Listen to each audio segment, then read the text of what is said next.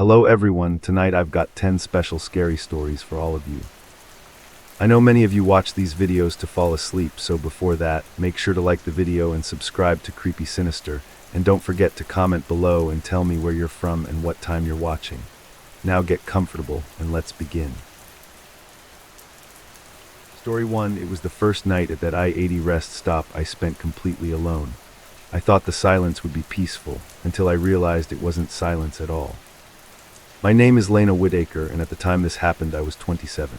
I lived in a small town outside State College, and I'd been visiting my sister near Cleveland for the weekend. I didn't leave her place until late because we kept talking, the way you do when you don't get to see someone often. By the time I crossed back into Pennsylvania, the highway was mostly empty, and my eyes felt dry from staring at taillights that weren't there. I-80 out there's nothing but dark trees and long stretches of road that all look the same. Every now and then you pass a sign for a town you can't see, or a little patch of lights from a gas station way off in the distance. I'd driven that route a dozen times, and I always stopped at the same rest area about an hour from home. It was one of those 24-hour places with bright bathrooms, vending machines, and a couple picnic tables that no one used at night. That night I told myself I'd only be there 5 minutes, just a bathroom break, wash my face, maybe grab a bottle of water. My car's clock said a little after 1:30 a.m., and I remember thinking, I'll be home before 3. I pulled into the exit lane and felt that small relief you get when you can finally stop gripping the wheel. The rest area looked normal from the outside. Same tall light poles, same row of parking spots, same squat building sitting under buzzing lights.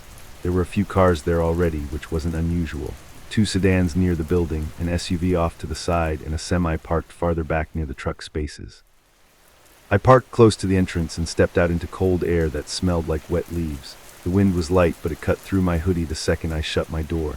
I remember hearing the highway behind me, that steady hush of tires on pavement, and a faint clank from somewhere near the trucks. Nothing felt wrong yet. It just felt like a late stop on a long drive. Inside, the building was exactly how I remembered it. Bright, almost too bright, with those white lights that make everything look pale. There was a big map on the wall, a couple of vending machines humming like they were alive, and a hallway that split into men's and women's bathrooms. A trash can overflowed with coffee cups. The floor had that slightly sticky feel that rest stops always have, even when they look clean. I went into the women's bathroom and headed straight for a stall. The place was empty, but not in a scary way, just quiet. The only sounds were the fan in the ceiling and the slow drip of a faucet somewhere. When I came out, I washed my hands and leaned over the sink to splash water on my face, trying to wake myself up. That's when I noticed the parking lot through the window by the sinks. A car had just pulled in, headlights sweeping over the pavement as it rolled into a spot. I didn't think anything of it at first. People come and go all night on I-80, but I kept looking, mostly because I was tired and my brain liked to drift. The driver stayed in the car for a while with the lights off, like they were just sitting there. Then another vehicle pulled in, a dark pickup, and parked a few spots away. The pickup's headlights stayed on for a second longer than normal, like the driver was aiming them at the building. It made the inside window glow, and for a moment my reflection looked like a ghost in the glass. I shook it off, grabbed a paper towel, and dried my hands. I told myself I was being weird because it was late. I walked back out toward the vending machines, fed a couple dollars into the slot, and watched a bottle of water clunk down. While I waited, I noticed something small that bothered me, even though I couldn't explain why. The digital clock above the hallway, the one that showed the time in red numbers, didn't change. I stared at it for a few seconds, expecting it to tick forward. It stayed stuck at 1:37 a.m. I checked my phone, and it said 1:41 a.m. My first thought was that the rest stop clock was broken, which is not exactly shocking, but it still gave me this little pinch of unease. I left the building with my water and walked back toward my car. The wind had picked up a little, and the sound of the highway felt farther away than it should have. I remember glancing around and noticing there were more cars now, not just 1 or 2 more. It looked like half the empty spaces had filled up while I was inside. A minivan rolled in slowly, and a couple got out, stretching their legs like they'd been driving for hours. Another car pulled in right behind them. I watched them park, and I waited to see someone else leave because people had to be leaving if this place was filling up that fast, but no one did. No engine started. No headlights turned on and backed out. Everything came in, and then it just stayed. I climbed into my car and shut the door, feeling that warm bubble of safety you get inside your own vehicle. I took a sip of water and pulled out my phone to text my sister that I was almost home. The message didn't go through. I had 1 bar, then none, then 1 bar again, like my signal was playing games. That's when I noticed the exit lane. The way back to the highway was on the far side of the lot, a simple loop that led right back onto I-80. I'd done it 100 times, but now when I looked over there, it seemed darker than it should have been. The street light near the exit lane was still on, but the light didn't reach as far as it normally did. Past a certain point, it was like the darkness was thicker. I started the car and told myself I was leaving, right now. I backed out, turned toward the exit lane, and drove slowly past the building. I passed the row of parked cars. Some had people inside, silhouettes lit by phone screens. Some were empty. A few had their engines running, tailpipes puffing white in the cold. Still, none of them moved. As I got closer to the exit lane, I felt my stomach tighten. It wasn't a sudden panic. It was more like my body knew something my brain was still refusing to accept. The lane ahead didn't look like an exit anymore. The road markings were there, but the pavement seemed to fade into shadow, like it went nowhere. I kept driving anyway. My headlights hit the end of the lane, and for a second I thought I saw the familiar ramp curving up to the highway. Then my lights swept over something else instead, trees, not off to the side, but straight ahead. It looked like the road ended in a wall of dark woods. I slowed down so fast my seatbelt tightened across my chest. The exit lane wasn't supposed to end like that. There was supposed to be a ramp, a merge, the faint glow of highway reflectors. But all I saw was a line of trees and a patch of gravel like a dead end. I sat there with my foot hovering over the brake, staring like my eyes would fix it. I put the car in park and leaned forward, squinting. The trees didn't look newly planted or anything. They looked old, like they'd been there forever. There wasn't even a sign that said road closed. No cones, no barricade, just nothing, like the exit had never existed. I turned around and drove back toward the building, faster now, because I suddenly hated being near that dark end of the lot. As I passed the parked cars again, I saw something that made my skin go cold. A man in a gray sweatshirt was standing near a sedan, looking toward the exit lane the same way I had. He was standing completely still, hands at his sides, like he was listening for something. I rolled my window down a crack, just enough to speak without fully opening it. "Hey," I called out, trying to sound normal. "Do you know what's going on? The exit lane looks blocked." He didn't answer right away. He turned his head slowly toward me, and his face was blank, not angry, not scared, just empty. Then he looked back toward the exit lane and said, almost under his breath, "It's not there." That was it. That was all he said. Then he walked toward the building like the conversation was over. I sat there for a second, staring after him, then parked near my original spot. My mind was racing through normal explanations. Maybe there was construction, maybe I missed a turn, maybe I was too tired and my headlights were playing tricks, but none of it fit because I knew that rest stop. I knew where the ramp was supposed to be. I went back inside the building, mostly because I didn't know what else to do. The bright lights hit me like a slap, and for a second I felt safer just being in a place that looked normal. A couple people were at the vending machines. A teenage boy sat on a bench staring at the floor. An older woman stood near the map, tracing a route with her finger like she was trying to prove to herself where she was. I walked toward the hallway and glanced at the red digital clock again. Still 1:37 a.m., my phone now said 2:08 a.m. The time difference made no sense. I refreshed the screen, thinking maybe my phone was glitching. It stayed 2:08. I went into the bathroom again, not because I had to go, but because I wanted to calm down and be alone for a second. I stood at the sink and stared at myself in the mirror. My face looked tired and pale under the harsh lights. I told myself, "Lena, you're exhausted. You're working yourself up. Just drive to the next exit." But that thought died the second I remembered there was no next exit if I couldn't even get back onto the highway. I leaned down to take a sip from the water bottle, and that's when I heard a sound from one of the stalls. It wasn't a flush or a cough. It was more like someone shifting their weight, the faint squeak of a shoe on tile.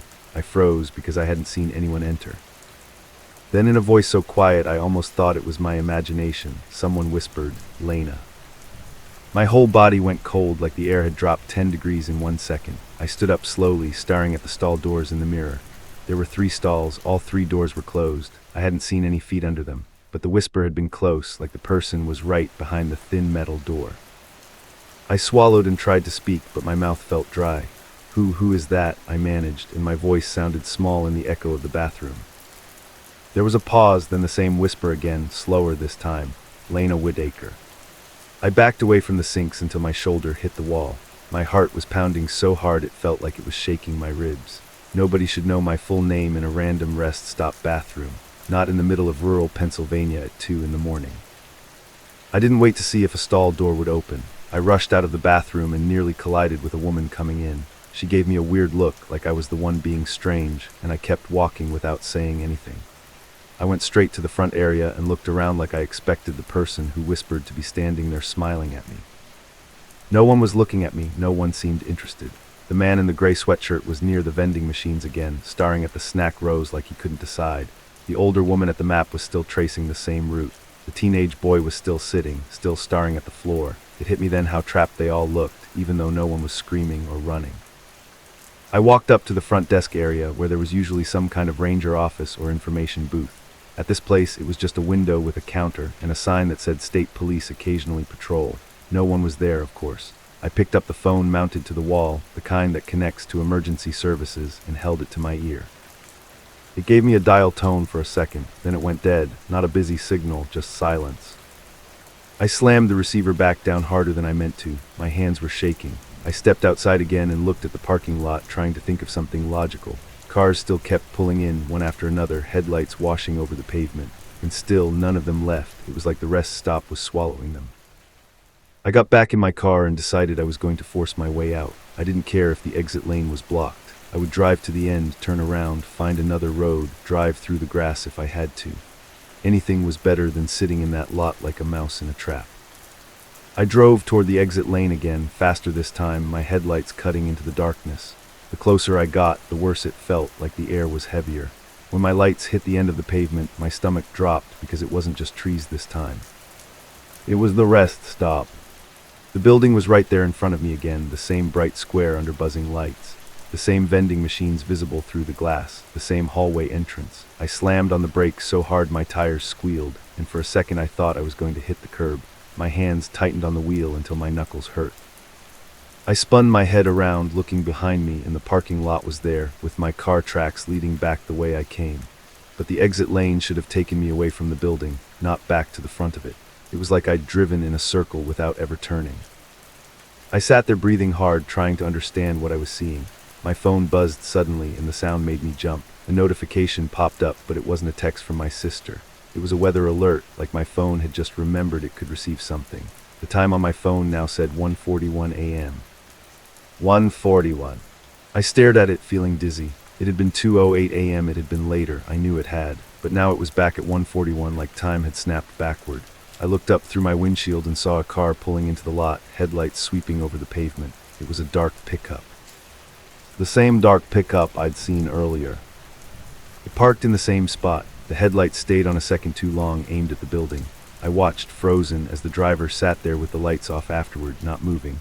Then, just like before, a minivan rolled in slowly and parked near the entrance. A couple got out and stretched their legs like they'd been driving for hours.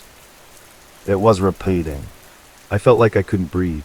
I turned the key and drove back toward my original parking spot, my mind screaming that this wasn't real. As I passed the row of cars, I saw the man in the gray sweatshirt again, standing near a sedan, staring toward the exit lane like he was listening. I rolled my window down a crack, my voice shaking now. "Hey," I called out, "do you know what's going on?" He turned his head slowly toward me, same blank face, same slow movement, and he said the exact same words in the exact same tone. "It's not there." I drove past him, my throat tight, and parked hard near the entrance. My heart was hammering, but at the same time I felt this awful numbness creeping in, like my brain was trying to shut down to protect itself. I stepped out of the car and forced myself to look at the other vehicles. One detail I hadn't noticed before hit me like a punch: the license plates.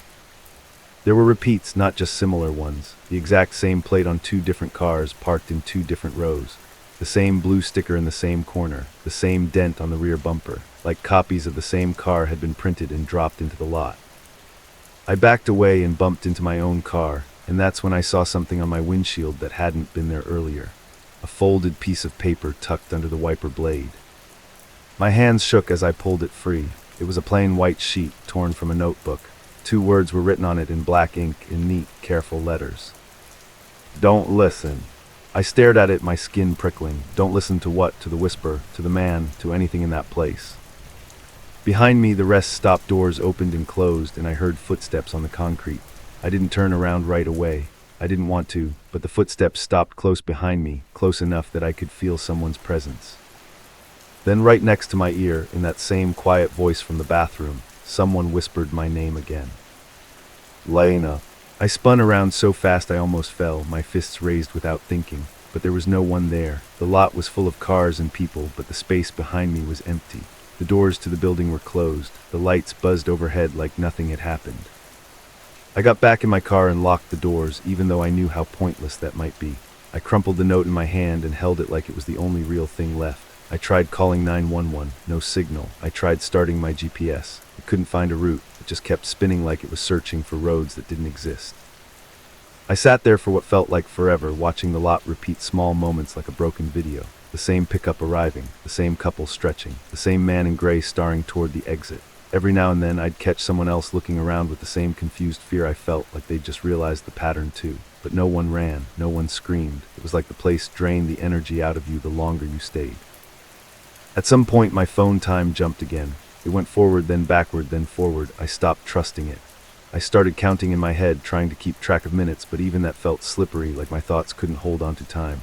My eyes kept drifting to the building, to the bathroom hallway, and I kept thinking about that whisper saying my full name, like it had been waiting for me specifically. I don't know why I finally did it, but I decided to try one last thing. I waited until the lot was in a fresh moment, right after the pickup arrived, right after the couple walked inside. Then I drove past the exit lane completely and aimed for the far edge of the property, toward the truck parking area and the darker side road I'd never used. The lights were weaker out there and the shadows felt deeper. My headlights swept over the back lot, and for a second I saw something that made me sit up straight. A gap in the fence line. Not a gate, not a road, just a place where the chain link fence looked bent down, like someone had climbed through.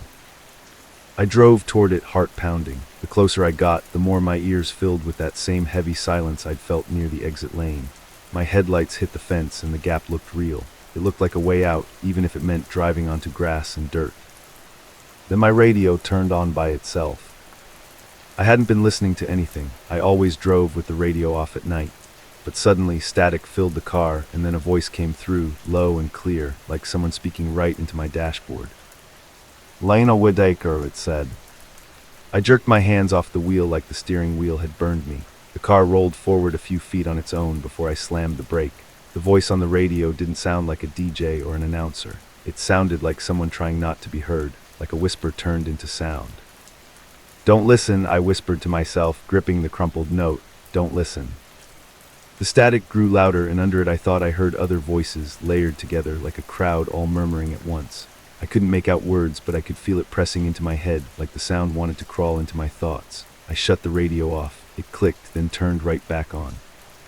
That's when I did the only thing that felt instinctive. I covered my ears with my hands and stared straight ahead, breathing through my nose, refusing to look around. I don't know how long I stayed like that, long enough for my arms to ache, long enough for my eyes to water. When I finally lowered my hands, the radio was off. The lot behind me was quiet, not normal quiet, empty quiet. I turned my head and looked back toward the main building. The bright lights were still on, but the parking lot was almost empty. The rows of cars were gone, like they'd never been there. No pickup, no minivan, no people walking in and out. Just my car, the building, and a few scattered vehicles parked far away like leftovers from a different moment. I didn't hesitate. I drove straight through the bent fence gap, my tires bumping over grass and dirt, the car jolting hard enough that my water bottle tipped over. I kept going, expecting the ground to turn into nothing, expecting the trees to swallow me, expecting the building to appear in front of me again like a bad joke. But after a few terrifying seconds, my headlights caught a narrow service road. I followed it, bouncing over potholes until it connected to a paved on-ramp that I recognized. Reflectors, signs, the real highway. I merged back onto I-80, shaking so badly I could barely keep the car straight. The highway felt unreal, like a movie set. Even the distant taillights looked fake. I didn't stop driving until I got home, and when I finally pulled into my driveway, I sat there with my hands on the wheel, listening to my own breathing in the dark. The next day, after I'd slept maybe 2 hours, I convinced myself I needed proof that it happened. I went online and searched for that rest area, expecting to see some notice about construction or closure. There was nothing. No reports, no warnings, no mention of an exit lane ending in trees. A week later, in the middle of the afternoon, I drove back out there with my dad following behind me in his truck, just so I wouldn't be alone. We found the rest stop. It looked normal. The exit ramp was there. The fence line was intact. No bent gap, no torn chain link, no dirt path. But when we parked, I noticed something that made my stomach turn the same way it had that night. The red digital clock above the hallway read 1:37 a.m., even though it was almost 2 p.m. in broad daylight, and the moment I looked at it, the bathroom door swung open by itself like someone had just walked out. Nobody did. And from somewhere deep inside the building, so faint I wasn't even sure my dad heard it, I caught that same quiet voice again, like it was smiling right against my ear. Lena.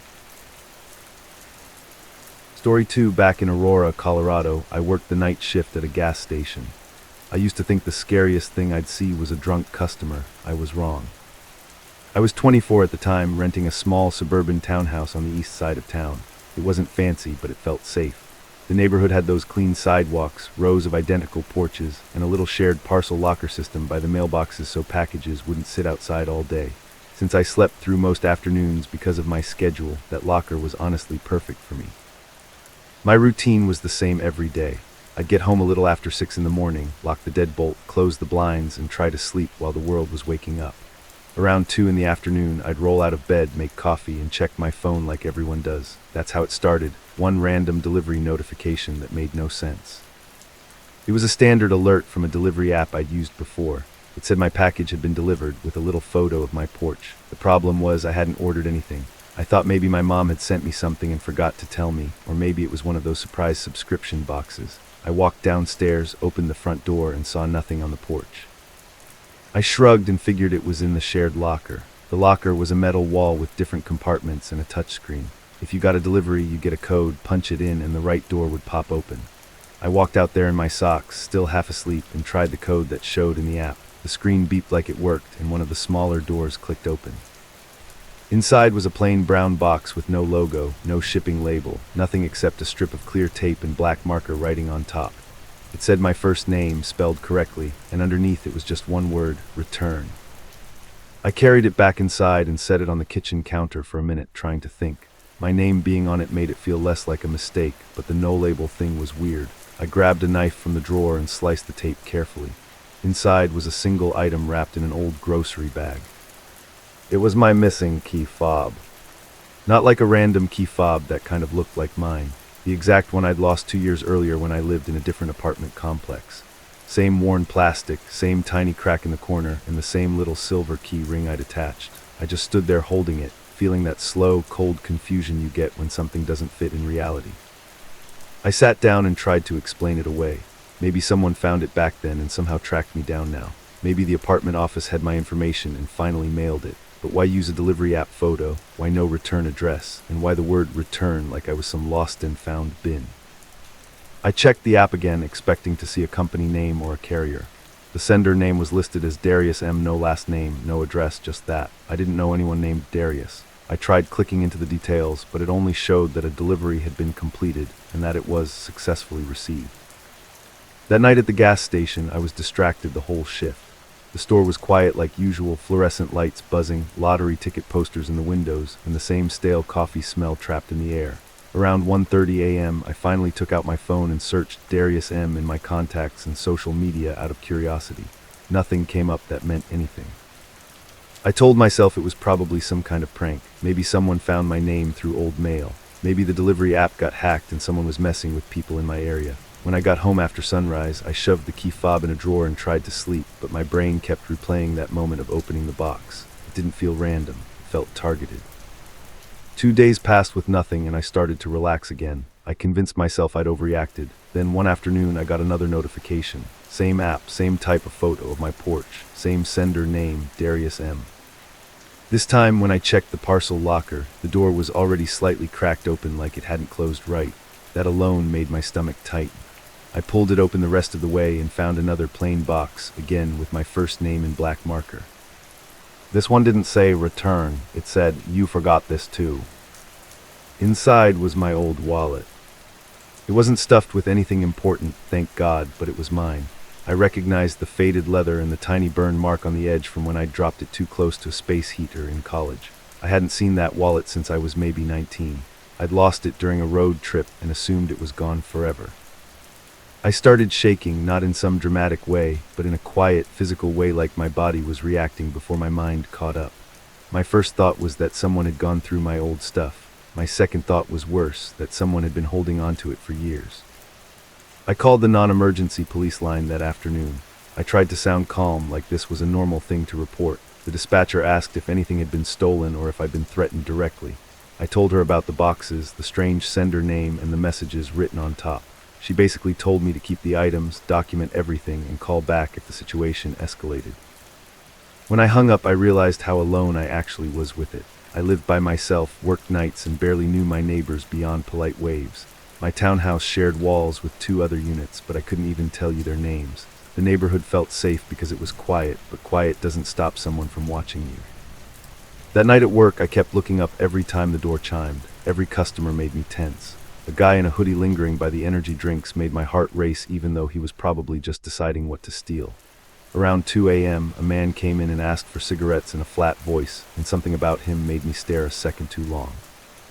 He had a work jacket on, like a delivery driver's jacket, but there was no logo on it. His hair was shaved close, and he looked tired in a way that didn't match his age. When I asked what kind of cigarettes, he didn't answer right away. He looked at my name tag, and his eyes flicked across it like he was reading it carefully. Then he said, "Marlboros."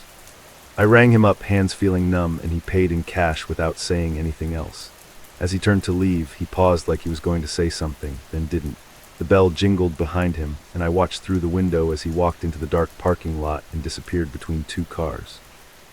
I stood there for a minute with my pulse in my throat, telling myself I was being paranoid. A lot of people look at your name tag. A lot of people buy cigarettes late at night, but the timing made me think of that sender name again. Darius M. It felt like a name someone would hide behind because it was just real enough to be believable. The next afternoon, I checked my phone the second I woke up.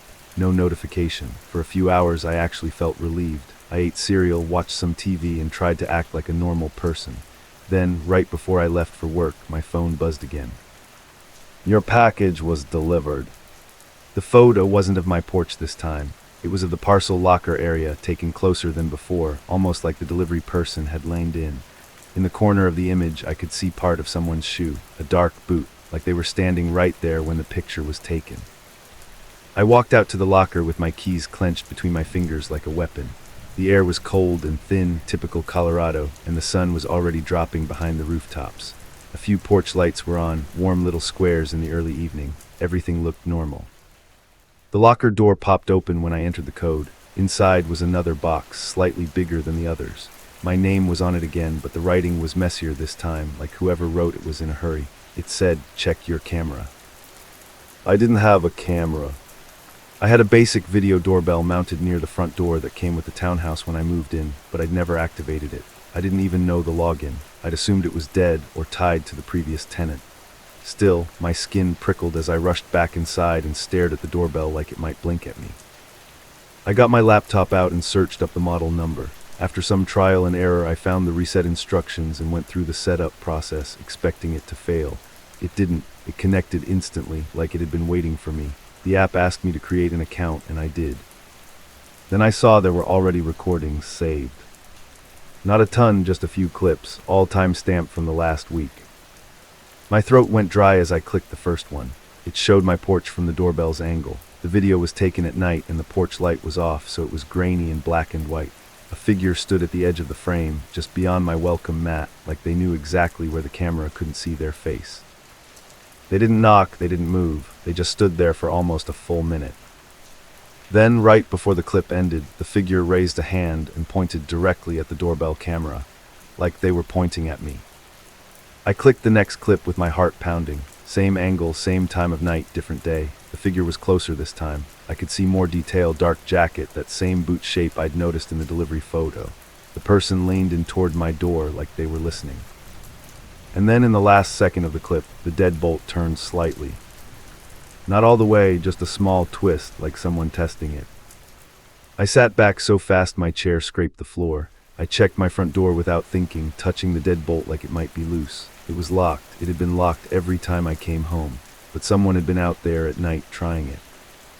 I finally emailed my property management company and told them I thought the parcel locker was being used to harass me. They sent back a generic response about monitoring the situation and suggested I contact law enforcement. I already had, and it hadn't mattered. I told a neighbor I saw outside walking a dog, and she gave me that uncomfortable smile people give when they don't want to get involved. After that, I stopped sleeping well. I'd wake up in the middle of the day, thinking I heard footsteps in the hallway downstairs. I'd check and find nothing. I started leaving a lamp on even when I slept, just to keep the house from feeling too dark. I double-checked every lock like it was a ritual. Then the deliveries changed. One afternoon, the notification came while I was still at work. Right around 5:40 p.m., I was behind the counter, counting scratch tickets when my phone buzzed. Another delivered alert, another porch photo. But this time, the photo was taken from an angle that didn't match the doorbell. It was lower, closer, like the person taking it was standing on my porch steps, pointing the camera upward. I could see the bottom edge of my front window, and taped inside the glass, facing outward, was a sticky note. I didn't remember putting a sticky note there. I drove home fast, adrenaline making everything feel unreal. When I got there, I saw it immediately. A yellow sticky note pressed against the inside of the glass, right by the blinds. Written in black ink were 3 words, "I see you." My hands felt icy as I ripped it down. The blinds were still closed. The deadbolt was still locked. There was no sign anyone had been inside. But the note was on the inside of my window, which meant only one thing. Either I'd put it there and somehow forgot, or someone had gotten into my house. I tore through the place, checking closets, the shower curtain under the bed, all the stuff you do when you feel stupid but you can't stop. Nobody was there, no broken windows, no forced doors. The only thing off was the spare key I kept in a small dish by the kitchen, gone. I knew I hadn't moved it. I called the police again, this time not as calm. An officer came out after about an hour. He walked around the front, checked the door, looked at the parcel locker, and took a quick statement.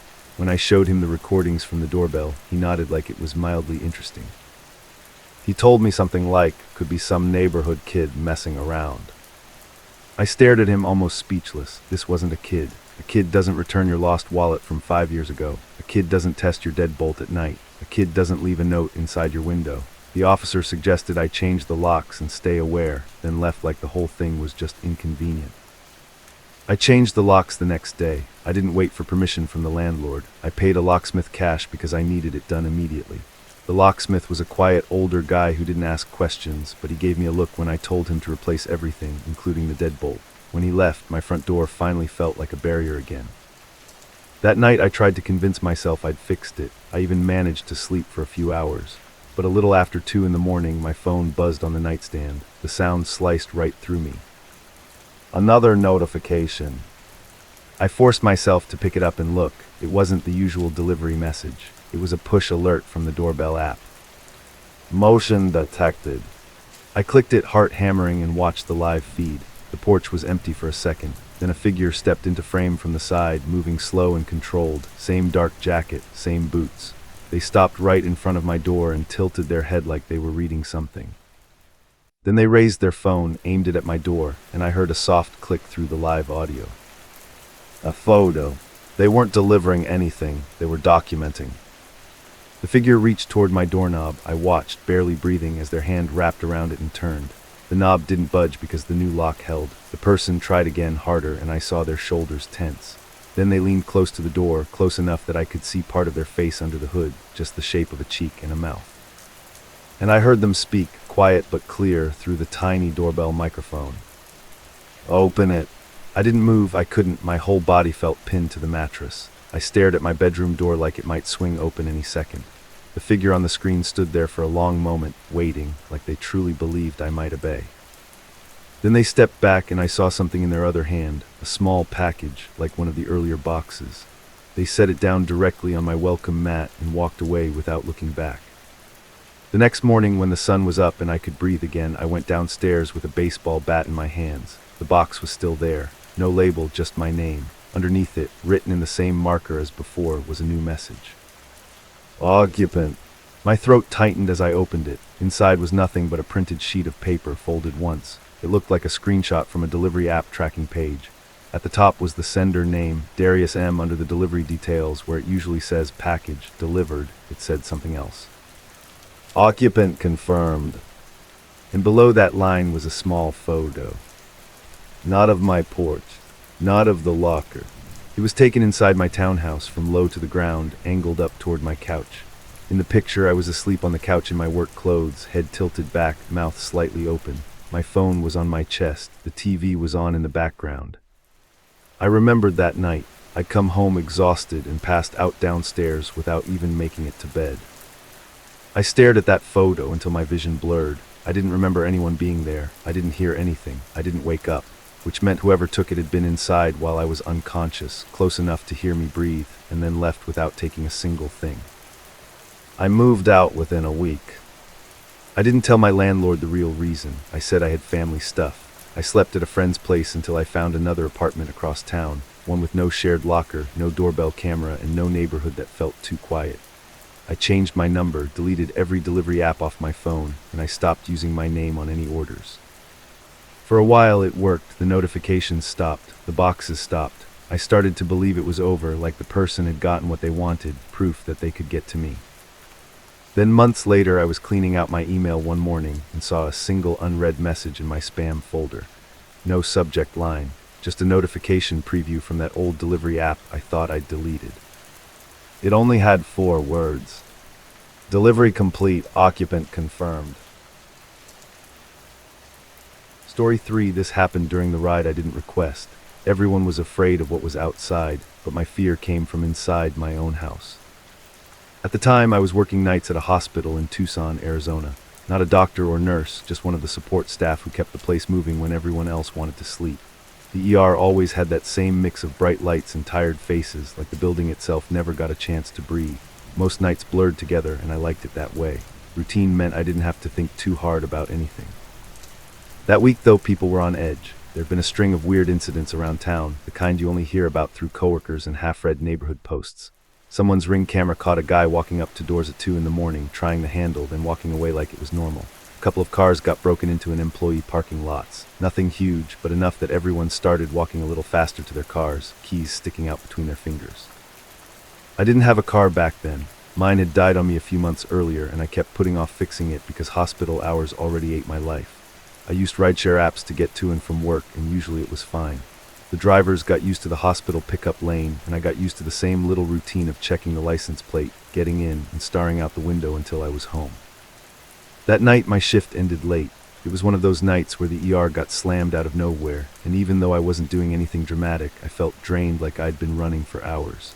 When I clocked out, the hallways were quieter, but not peaceful, just quiet in a way that made every squeaky cartwheel sound louder. I walked out through the employee exit near the ER, the one that leads right to the pickup lane. The air outside was warm, even at night, and the parking lot lights made everything look pale and flat. The pickup lane itself was empty, like it usually was at that hour, except for one car sitting under the awning near the curb. I didn't think much of it. Drivers waited there all the time. Then my phone buzzed. I looked down expecting a "your driver is arriving" message because I was about to order a ride home. Instead, the notification already said, "Your driver has arrived." It was from the rideshare app I used most, the one that kept my pickup history saved. For a second I just stared at it, trying to remember if I'd ordered a ride earlier and forgotten. I hadn't. I was sure I hadn't. I opened the app anyway, half expecting it to load and show nothing. But it loaded like normal, and there it was, a trip in progress. Same hospital pickup point I always used. Same destination address, my apartment. It even showed the little car icon parked right where that car was sitting under the awning. I felt that slow, cold confusion creep up my neck. I checked my bank app, thinking maybe it was some weird glitch, like it started a ride without charging me yet. But the rideshare app showed a driver name and a profile photo, like always. The name was something generic like Ryan, and the photo was a blurry headshot that could have been anybody.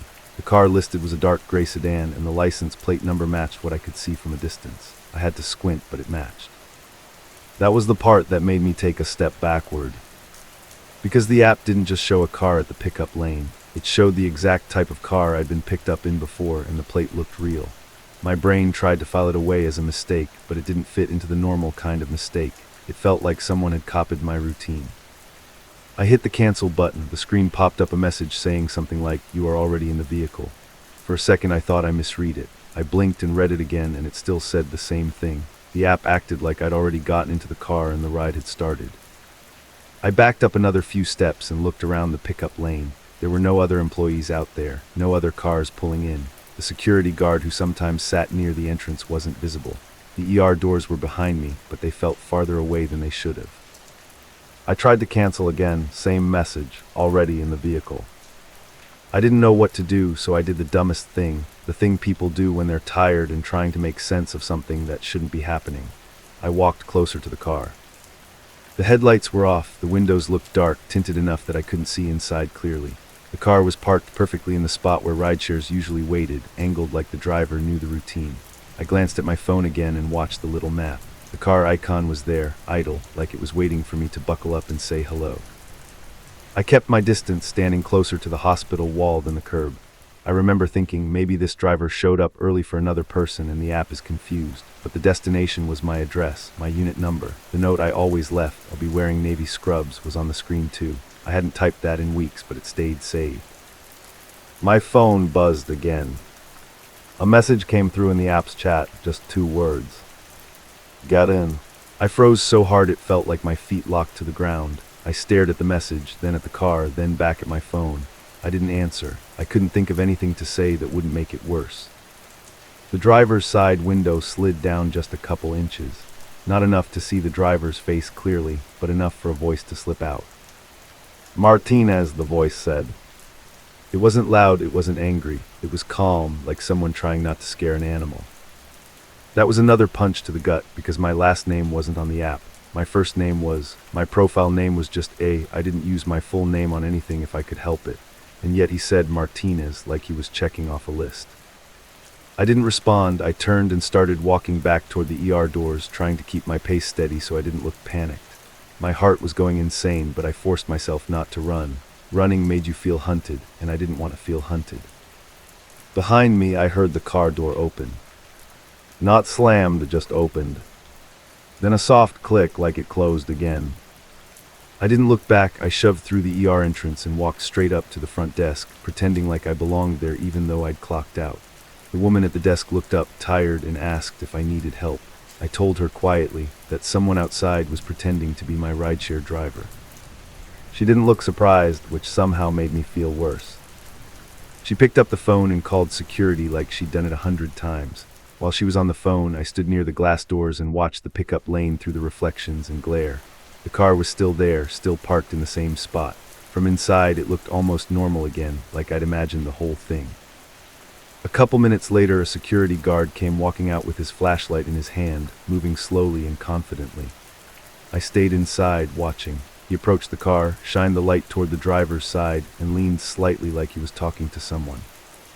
Then he stepped back and motioned with his hand, like telling them to move along. The car rolled forward a few feet, then stopped. The guard motioned again, more firmly. The car rolled forward again, slower this time, then finally turned out of the lane and disappeared around the corner of the building. The guard came back inside and told me in the most casual voice, probably just the wrong pickup. I told him the app said I was already in the car. I told him the driver called me by my last name. I told him I hadn't ordered anything. He shrugged like it was annoying but not impossible.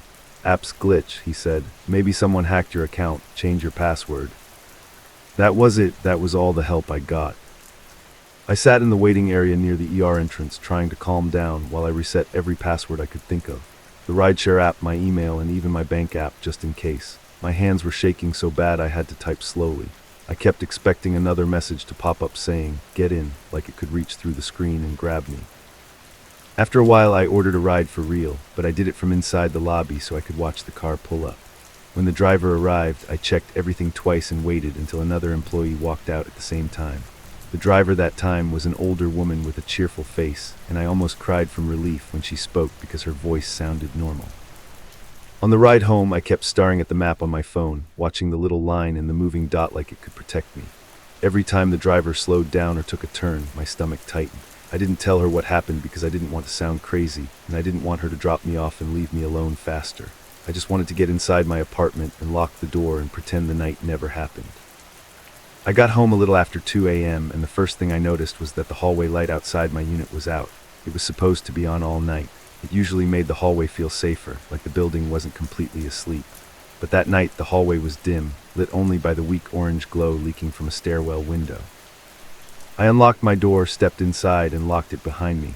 I stood there for a second with my hand still on the deadbolt, listening. The apartment was quiet, like it always was. No footsteps, no TV sounds from neighbors, just the hum of my fridge and the faint rush of air from the vent. That should have been the end of it. But then my phone buzzed again. It was the rideshare app. A notification popped up that said my ride had been completed and I should rate my driver. Not the ride I'd just taken. That one was still on the screen, still in the trip details page with the older woman's name. This was a different one, the one I didn't request, the fake one. My stomach dropped so hard I felt it in my knees. I opened the notification and the app showed the trip like it was real. pick up at the hospital, drop off at my apartment, total fare. A little map line showing the route, and the timestamp shows it ended just minutes ago, like it had arrived at my address around 2:30 a.m. I stared at the route line and felt my skin go cold, because the line was exactly the normal route drivers took from the hospital to my place. It followed the main roads for a while, then cut through a neighborhood that wasn't on the way, then circled back and ended at my building. Like whoever was driving didn't just drive straight here. Like they killed time. I tried to dispute it in the app. I hit the help section and tried to report it, but it kept looping me through the same useless questions. Did you request this ride? Were you in the vehicle? Do you recognize the driver? It was like the app was designed to make sure you gave up before reaching a real person. I sent a message to the support chat anyway, my fingers shaking as I typed. I told them I didn't request this ride and that it claimed I was in the car. I asked how that was possible. While I waited, I made myself do the things my brain didn't want to do. I checked the locks again. I checked the windows. I pulled the blinds down and peeked through the slats, staring into the parking lot. Every shadow looked too deep. Every parked car looked like it could be the same dark sedan. That's when I saw something that made my blood stop. There was a car parked across from my building that wasn't usually there, tucked into the far corner where the lot lights didn't reach well. A dark gray sedan. I couldn't see the plate from where I was, and I couldn't see anyone inside, but it was facing my building, angled like it had a view of my front door. It could have been anyone, a neighbor, a visitor, or a delivery driver taking a break. But after that night, my brain didn't give me could have been, gave me it is. I backed away from the window and stood in the middle of my living room, feeling like the walls were suddenly too thin. I wanted to call the police, but I didn't even know what I'd say. A rideshare app thinks I was in a car I never got in, and there might be a sedan outside. I pictured the bored tone on the other end of the line. I pictured them telling me to call the app support. So instead, I did something I'd never done before. I grabbed a kitchen chair and wedged it under the doorknob, even though I had a deadbolt. Then I turned off all the lights and sat on the couch in the dark, just listening. I don't know how long I sat there, but my phone eventually lit up again with a message from the support chat. It wasn't helpful. It was some generic thing about investigating suspicious activity and recommending I update my password, like the security guard said. It also said something that made my throat tighten. It said we show this ride was verified with an in-trip code. The rideshare app had started doing that sometimes. A little code that appears before the ride begins, and you tell it to the driver to confirm you're the right passenger. I'd seen it a few times, but never thought much about it. I stared at that message, trying to make it make sense. How could a ride be verified with an in-trip code if I never got in? Unless someone else did. Unless someone had access to my phone. My phone was in my hand the whole night. Then the worst thought landed in my head, heavy and slow. Unless they didn't need my phone. Unless they had my account. I opened the trip details again, my eyes scanning for anything I could use. The driver's profile looked normal. The car info looked normal. But then I noticed something small near the bottom, a button that said, View Pickup Details. I tapped it. A little box opened that showed the pickup location, and under it, the note I always left. I'll be wearing navy scrubs. Below that, it showed additional pickup instructions. I hadn't typed any additional instructions. But something was there anyway. The passenger will be by the far doors. My hands went numb because those weren't the doors I used. The far doors were around the corner from the pickup lane, closer to a darker part of the lot where security cameras didn't cover as well. It was a spot I'd walked past plenty of times, but I never waited there. Someone added that. Someone who knew the hospital layout. Someone who wanted a driver to go to a different door than the normal pickup lane. My brain jumped through possibilities. Maybe someone at the hospital saw my name on paperwork and found my address. Maybe someone overheard me talking about rideshares. Maybe someone had been watching me for weeks, noting where I walked when I left, what app I used, and what my habits were. The more I thought, the more it felt like this wasn't random. It felt like practice. I couldn't sleep. I stayed up until the sun started to lighten the edges of my blinds. At some point, I checked the parking lot again, and the dark sedan was gone. That almost made it worse, like it didn't need to sit there anymore because it already knew everything it wanted. I finally passed out for a couple of hours and woke up to another notification. It was from the rideshare app again, but this time it wasn't about rating a driver. It was a message that said my account had been accessed from a new device. I sat up so fast my head spun. It gave a vague location, not exact, just near Tucson. It asked if it was me. I hit no so hard my thumb hurt. Then right after that, another message came in, not from the app itself, but from the chat attached to that fake ride. Same driver account, same profile. One sentence. You made us home anyway. I stared at it, my whole body feeling like it was buzzing with static. It wasn't a threat in a normal way. It was worse than that. It was someone telling me they were there, that they knew the outcome, and that the night wasn't a mystery to them. I didn't answer. I didn't even touch the screen for a second because I felt like touching it would connect me to him again. Then I did the only thing I could think of. I turned my phone off completely. That's when I heard a soft sound from inside my apartment. It wasn't loud, it wasn't a crash or a bang. It was the quietest little click, like plastic tapping against plastic. Like a lock being tested. The sound came from my bedroom window. I didn't move at first, I couldn't. My eyes were locked on the dark hallway leading to my room, and my brain was trying to decide if it was real or if I was imagining it after a night of fear and no sleep. Then it happened again. A small scrape followed by a click. I crept toward the hallway, stepping so lightly I barely felt my feet touch the floor. I didn't have a weapon. The only thing in my hand was my phone, and it was turned off, useless. I reached the hallway and looked down toward my bedroom door, which was open a crack because I never fully closed it. The blinds in my bedroom were down, but one slat was bent upward like something had pushed against it from the outside. I stood there holding my breath, and in that silence I heard something else.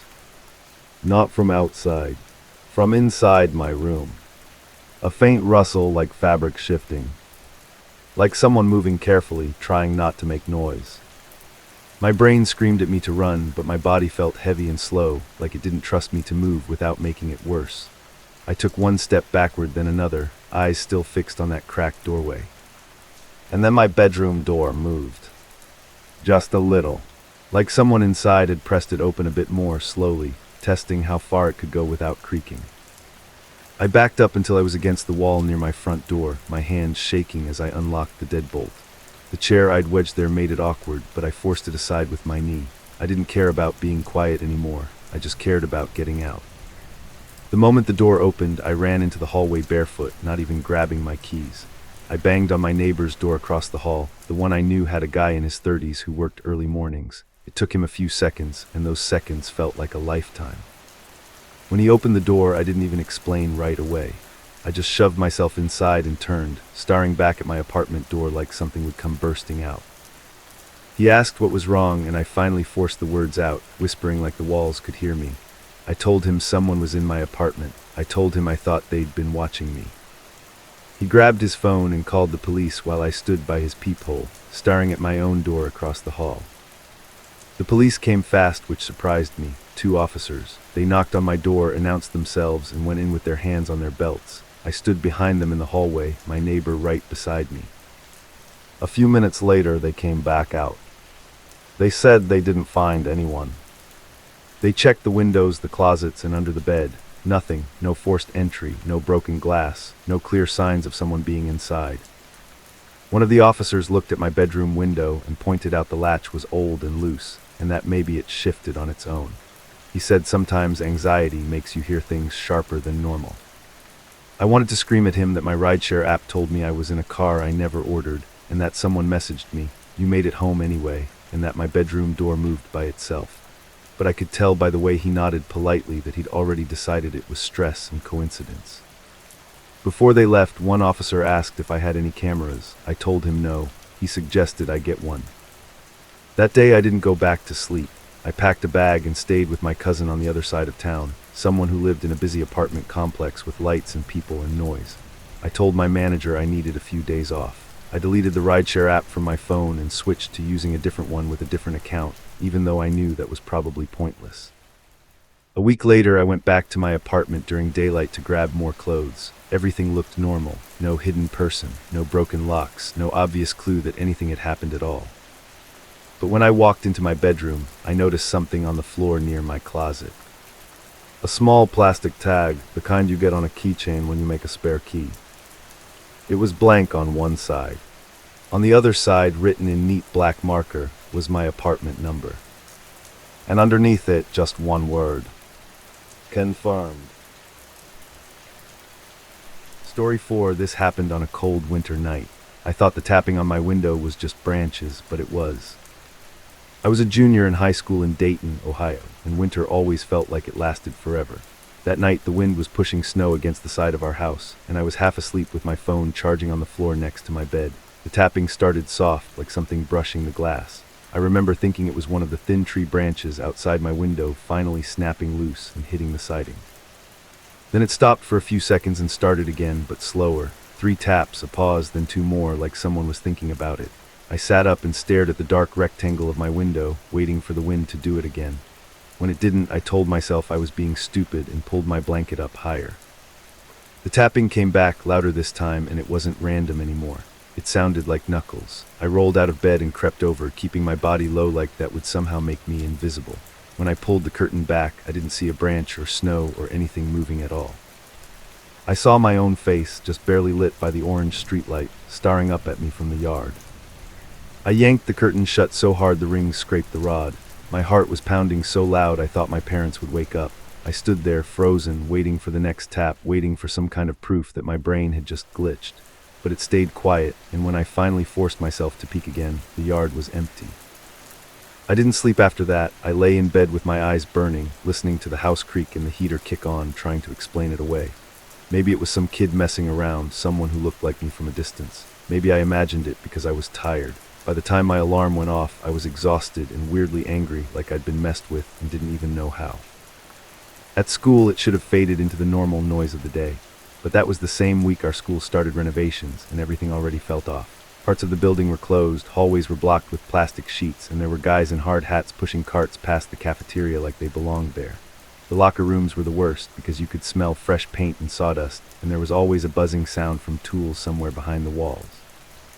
They told us early on that lockers were getting reassigned. The old locker setup had been torn out in sections, and the school was changing the way the rows were numbered. They put printed sheets on the office windows and made announcements during second period. Everyone was complaining because it meant learning a new routine in the middle of the year. When I went to check my new locker assignment, I found my name on a list taped up by the gym doors. Next to it was a number that made me do a double take, 214, locker 214. It was the locker I'd had since sophomore year. At first, I actually felt relieved. People were whining about walking farther, but mine stayed in the same spot. That locker had always been kind of special to me because it was near the end of the row, tucked by a support column, and it didn't get crowded like the middle ones. I told my friends I got lucky, and they rolled their eyes like I was bragging. The weird part happened a couple days later when they removed a whole row of lockers on the other side of the room. It changed everything. The lines on the floor were taped differently, and suddenly what used to be the 200 row was now labeled as the 100 row with new signs zip-tied to the ends. Everyone had to check the list again because the school said the numbers might shift. Mine didn't. I went back to the sheet expecting to see a new number next to my name. It still said locker 214. I checked it 3 times like I was missing something obvious. Then I walked into the locker room and looked at the actual locker door I used, the one I could recognize by a small dent near the handle. The number plate on it had been changed to match the new system. But someone had taken a black marker and written 214 on a strip of masking tape right under it. I stared at it for a long second, then looked down the row. Other lockers had new number plates, clean and shiny, with no tape and no marker. It wasn't like the workers were labeling everything temporarily. It was just mine, like someone wanted that locker to stay 214 no matter what the school said. I peeled the tape off and crumpled it because I didn't want to be the guy with the weird locker. I told myself maybe a worker was confused, or maybe someone had played a dumb prank. I shoved my backpack inside, shut the door, and turned the combination without thinking too hard about it. The next day, the tape was back. Same handwriting, same black marker, same 214, stuck right under the new plate like it belonged there. It wasn't crooked or messy either. It was placed perfectly, like someone took time to line it up. I took it off again and threw it in the trash by the sinks. That afternoon, after practice, I found a third one. This time it wasn't masking tape. It was a proper label, the kind teachers used for folders, white with bold black numbers. 214, clean, printed, no marker at all. I touched it with my finger like it might be wet glue, but it was already stuck tight. I didn't tell anyone. It felt too small, too stupid, like I'd sound paranoid. But I started paying attention after that because it wasn't just the label. Things inside my locker were shifting in tiny ways that didn't make sense. My deodorant would be on the wrong shelf. My gym shorts that I always rolled up would be folded flat. Once my padlock was turned the wrong direction, like someone had spun it around after using it. I had my own combination, no one else should have known it. I hadn't written it anywhere, and I definitely wasn't the type to forget if I'd been sloppy, because my whole routine depended on that locker during renovations. If you wasted time, you got stuck behind crowds and ended up late to class. A few days later, I started noticing other weird things around school, things that felt connected but I couldn't prove. A teacher in the hallway called out, "Brandon, hold on," and I turned, expecting she meant me, but she wasn't looking at me. She was looking past me, waving like someone had just walked around the corner. When I told her that's me, she laughed like she thought I was joking. She said, "Oh, sorry, I could have sworn I just saw you." Then she walked away, and I stood there feeling this cold knot in my stomach. My friends started messing with me too, but not like normal. One of them asked why I ditched them at lunch the day before. I told him I didn't. I sat at the same table like always. He looked confused and swore he saw me walking down the hall toward the gym, head down, hoodie on, moving fast like I didn't want to be noticed. It kept happening, little comments, little moments, people insisting they'd just seen me somewhere I was. It was never dramatic. Nobody said, "I saw your twin," or anything like that. They just said it the way you'd say you saw someone you knew in a crowd for a second. I tried to ignore it, but the locker thing kept getting worse. The 214 label always came back. If I peeled it off, there would be a new one by the next day, sometimes by the next class period. Once I found a small keyring inside my locker that wasn't mine, with a single tiny key on it. It looked like the kind that opened an old lockbox. I tossed it, and the next day it was back again, sitting on top of my shoes like someone placed it there carefully. I started staying after the last bell to see if I could catch whoever was doing it. Most kids left fast, and the locker room got quiet except for the buzz of the fluorescent lights. I sat on a bench pretending to scroll on my phone, watching the row where my locker was. I waited until the halls outside sounded empty. Nothing happened, no footsteps, no shadows, no door creaks. It was just me and the smell of sweat and cleaner. After a while, I got this heavy feeling, like being watched, and I left because I couldn't stand it. That night, I remembered the tapping at my window again. The image of that face in the yard, so close to mine, wouldn't go away. I didn't tell my parents because I knew what they'd say, that it was a dream or that I'd been up too late. So instead, I did the only thing I could think of. I changed my locker combination. I did it right there after first period, hands shaking a little as I spun the dial. I picked a new code that had nothing to do with birthdays or addresses. I wrote it in my phone notes for one day, then deleted it. I told myself that was it. If someone had somehow guessed my combination before, they'd be locked out now. For one day, things seemed normal. No new label, no shifted deodorant, no strange keyring. I felt stupid for how tense I'd been. The next afternoon, I opened my locker and found the 214 label back, stuck on the inside of the door this time, right at eye level, like a reminder. I felt my throat go dry because I knew the door had been shut and locked since the morning. What really messed me up wasn't the label. It was the fact that the lock was exactly how I left it. It hadn't looked forced. It hadn't looked tampered with. It was like whoever opened it had my new combination immediately, without needing time to figure it out. I slammed the door and walked straight to the gym office. I told the assistant coach, in the calmest voice I could manage, that I thought someone was messing with my locker. He barely looked up from his paperwork. He asked if anything was stolen. I said no. I said someone was putting labels on it and moving my stuff. He shrugged and told me renovations made things chaotic. He said kids prank each other, and if I was worried I should keep valuables in my backpack. That was it. No checking cameras, no taking it seriously, just that same bored adult response that makes you feel like you're the problem for even bringing it up. After that, I got more careful. I stopped leaving anything important in the locker. I started taking pictures of how I left it, quick snapshots with my phone, just to prove to myself I wasn't imagining the changes.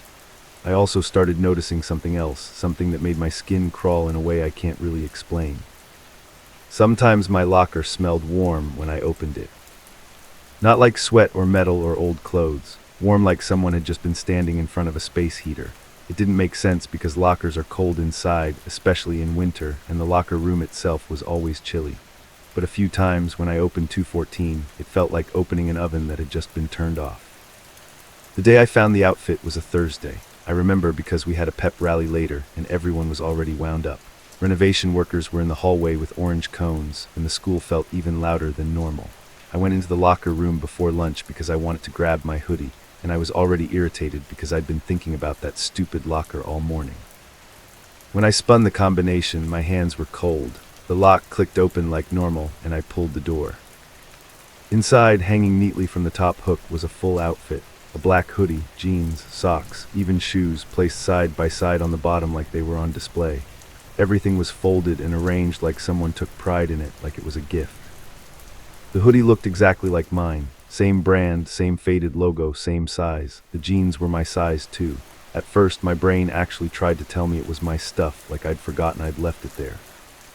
Then I realized I didn't own those shoes. They were clean, dark sneakers that looked brand new. I didn't buy new shoes that year, and I definitely didn't buy those. I reached in, touched the hoodie, and my fingers recoiled before my brain even caught up because it was warm. Not sitting in a locker room warm. The body was warm, like it had just been taken off.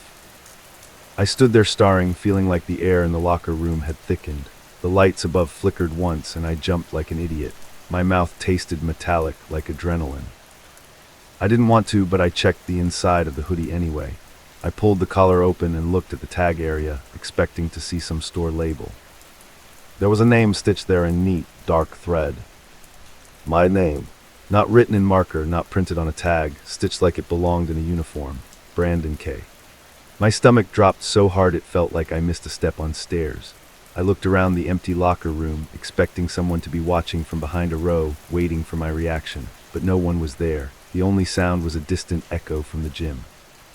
I grabbed the hoodie because I didn't know what else to do, and I rushed into the nearest bathroom stall. I locked the door and just stood there, breathing fast, staring at the stitching like it would change if I looked away. The fabric still felt warm against my hand. Then I noticed something small in the pocket, a little lump. I reached in and pulled out a folded piece of paper. It wasn't a note like "got you" or some dumb prank message. It was a schedule, a printed class schedule with my name at the top, but it wasn't mine. The periods were slightly different, and one of the classes listed was something I'd never taken. The strangest part was the lunch period. It was listed at a different time than mine, like whoever it belonged to ate when I was in class. At the bottom, someone had written in careful handwriting, "Locker stays 214. I don't know how long I stayed in that stall. I know my legs went numb from standing, and I kept checking my phone like it would explain things. At some point, I heard the bathroom door open and close, footsteps and someone washing their hands. I stayed quiet, holding my breath, because for some reason I felt like if anyone saw me with that hoodie, I'd look guilty. When I finally came out, the bathroom was empty again. I shoved the hoodie and paper into my backpack and walked straight to the main office. I told the secretary I needed to talk to someone because something weird was happening. She gave me the look adults give you when they think you're being dramatic, but she called the school resource officer anyway. The officer listened with his arms crossed while I explained the locker labels and the moved items and the outfit. I left out the part about the face at my window because I couldn't even say it out loud without feeling insane. When I showed him the stitched name, he didn't react the way I wanted him to. He just looked annoyed, like he was trying to figure out which kid was messing with school staff time. He asked if I had enemies, if I'd been bullying someone, and if I'd been in fights. I told him no. He asked if I could have bought the outfit and forgotten, like that made any sense. Then he told me he'd keep an eye out and suggested I use a different locker temporarily. They moved me to a locker on the other side of the room, one that wasn't even near the renovations. I felt a little better walking away from 214, like I was leaving something behind.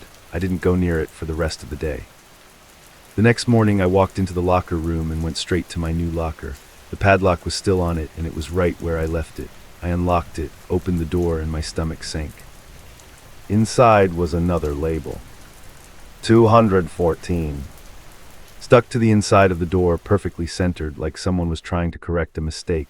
I felt this rush of heat in my face, like anger mixed with fear, because it wasn't funny anymore. It was like someone was saying it didn't matter what locker I used. It didn't matter what the school did. I belonged to that number.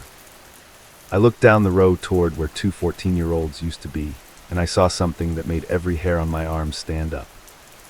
The locker door was cracked open. Just an inch, barely noticeable, but it hadn't been open when I left it because I remembered shutting it hard out of frustration. The gap was enough to show darkness inside. I didn't want to, but my feet moved anyway. When I got close, I could smell that warmth again, like someone had just been there. I grabbed the edge of the door and pulled it open slowly. The locker was empty now, no outfit, no paper, no shoes, just my old dented metal shelf and the scratch marks on the inside like always. But taped to the back wall, right where you'd tape a picture or a note, was a single printed photo. It was a picture of me in the locker room, standing at my locker, taken from behind and slightly above. You could see my shoulders, my hoodie, and my hand on the dial. The time stamp in the corner was printed in tiny letters, and even though I didn't want to read it, my eyes did anyway. It was a time during the school day, a time when I knew I'd been in class. I stood there staring so hard my eyes started watering. I could hear my own breathing echoing off the tile. I turned my head slowly, scanning the locker room, the mirrors, and the open doorway, waiting to see a phone held up somewhere, waiting to see someone duck away. No one. I ripped the photo down and shoved it into my pocket, then ran out of the locker room so fast I almost slipped on the wet floor near the sinks. I didn't even go to class. I went straight to the office again, and this time I didn't care if they thought I was dramatic. I put the photo on the counter and told them someone was taking pictures of me. The resource officer looked uncomfortable now, but not in a helpful way. More like he wanted the problem to be smaller. He asked where I found it, asked if I recognized the angle, and asked if I had any idea who could have done it. I told him no, and I meant it, because the only person it made me think of was the face in my yard, and my brain refused to connect those dots. They checked the hallway cameras near the gym. They said the cameras didn't cover inside the locker room. They said the renovation workers came and went, and it would be hard to narrow it down. They told me to keep reporting anything weird, and then they sent me back to class like I should just carry on with my day. For the next couple weeks, I avoided the locker room as much as I could. I changed in bathroom stalls. I carried my stuff around like a little kid. I kept my head down, but no matter what I did, the hints kept showing up. A folded pair of socks in my backpack that I didn't pack, a pen in my pocket that wasn't mine, a piece of paper in my binder with my handwriting on it, except the letters were slightly cleaner, like someone trying to copy me. Once I walked into class, and my teacher told me annoyed that I'd already asked for the assignment twice that day. I started feeling like I was losing time, like there were gaps I couldn't explain. I'd look at the clock and realize 10 minutes had passed without me remembering what I did.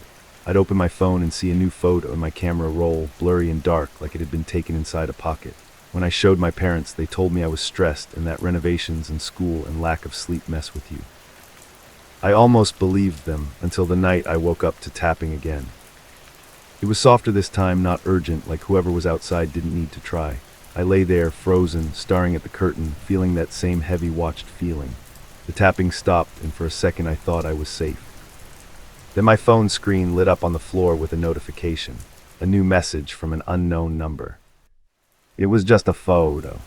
A picture of locker 214, taken from inside, looking out through the small crack of the door, like someone was sitting in the darkness with the locker barely open. And right at the edge of the frame, I could see my own face reflected in the metal, staring in like I was about to open it. Except I knew in that moment I was in my bed at home.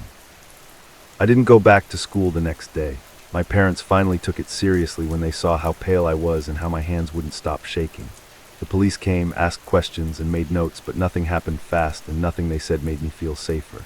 Renovations finished a few months later, and the locker room got new rows, new paint, and new numbers, like the old year had been erased. On the last day they cleared out the old lockers, I walked past the gym and saw a worker rolling a dented locker door on a cart. I knew it was mine because of that dent by the handle.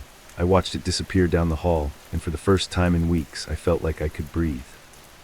But that night when I got home, I found a small white label stuck to my bedroom door, right above the knob, perfectly centered. Black numbers clean and printed. 214. And when I touched it, it felt warm, like it had just been pressed there by someone's fingers who was still nearby.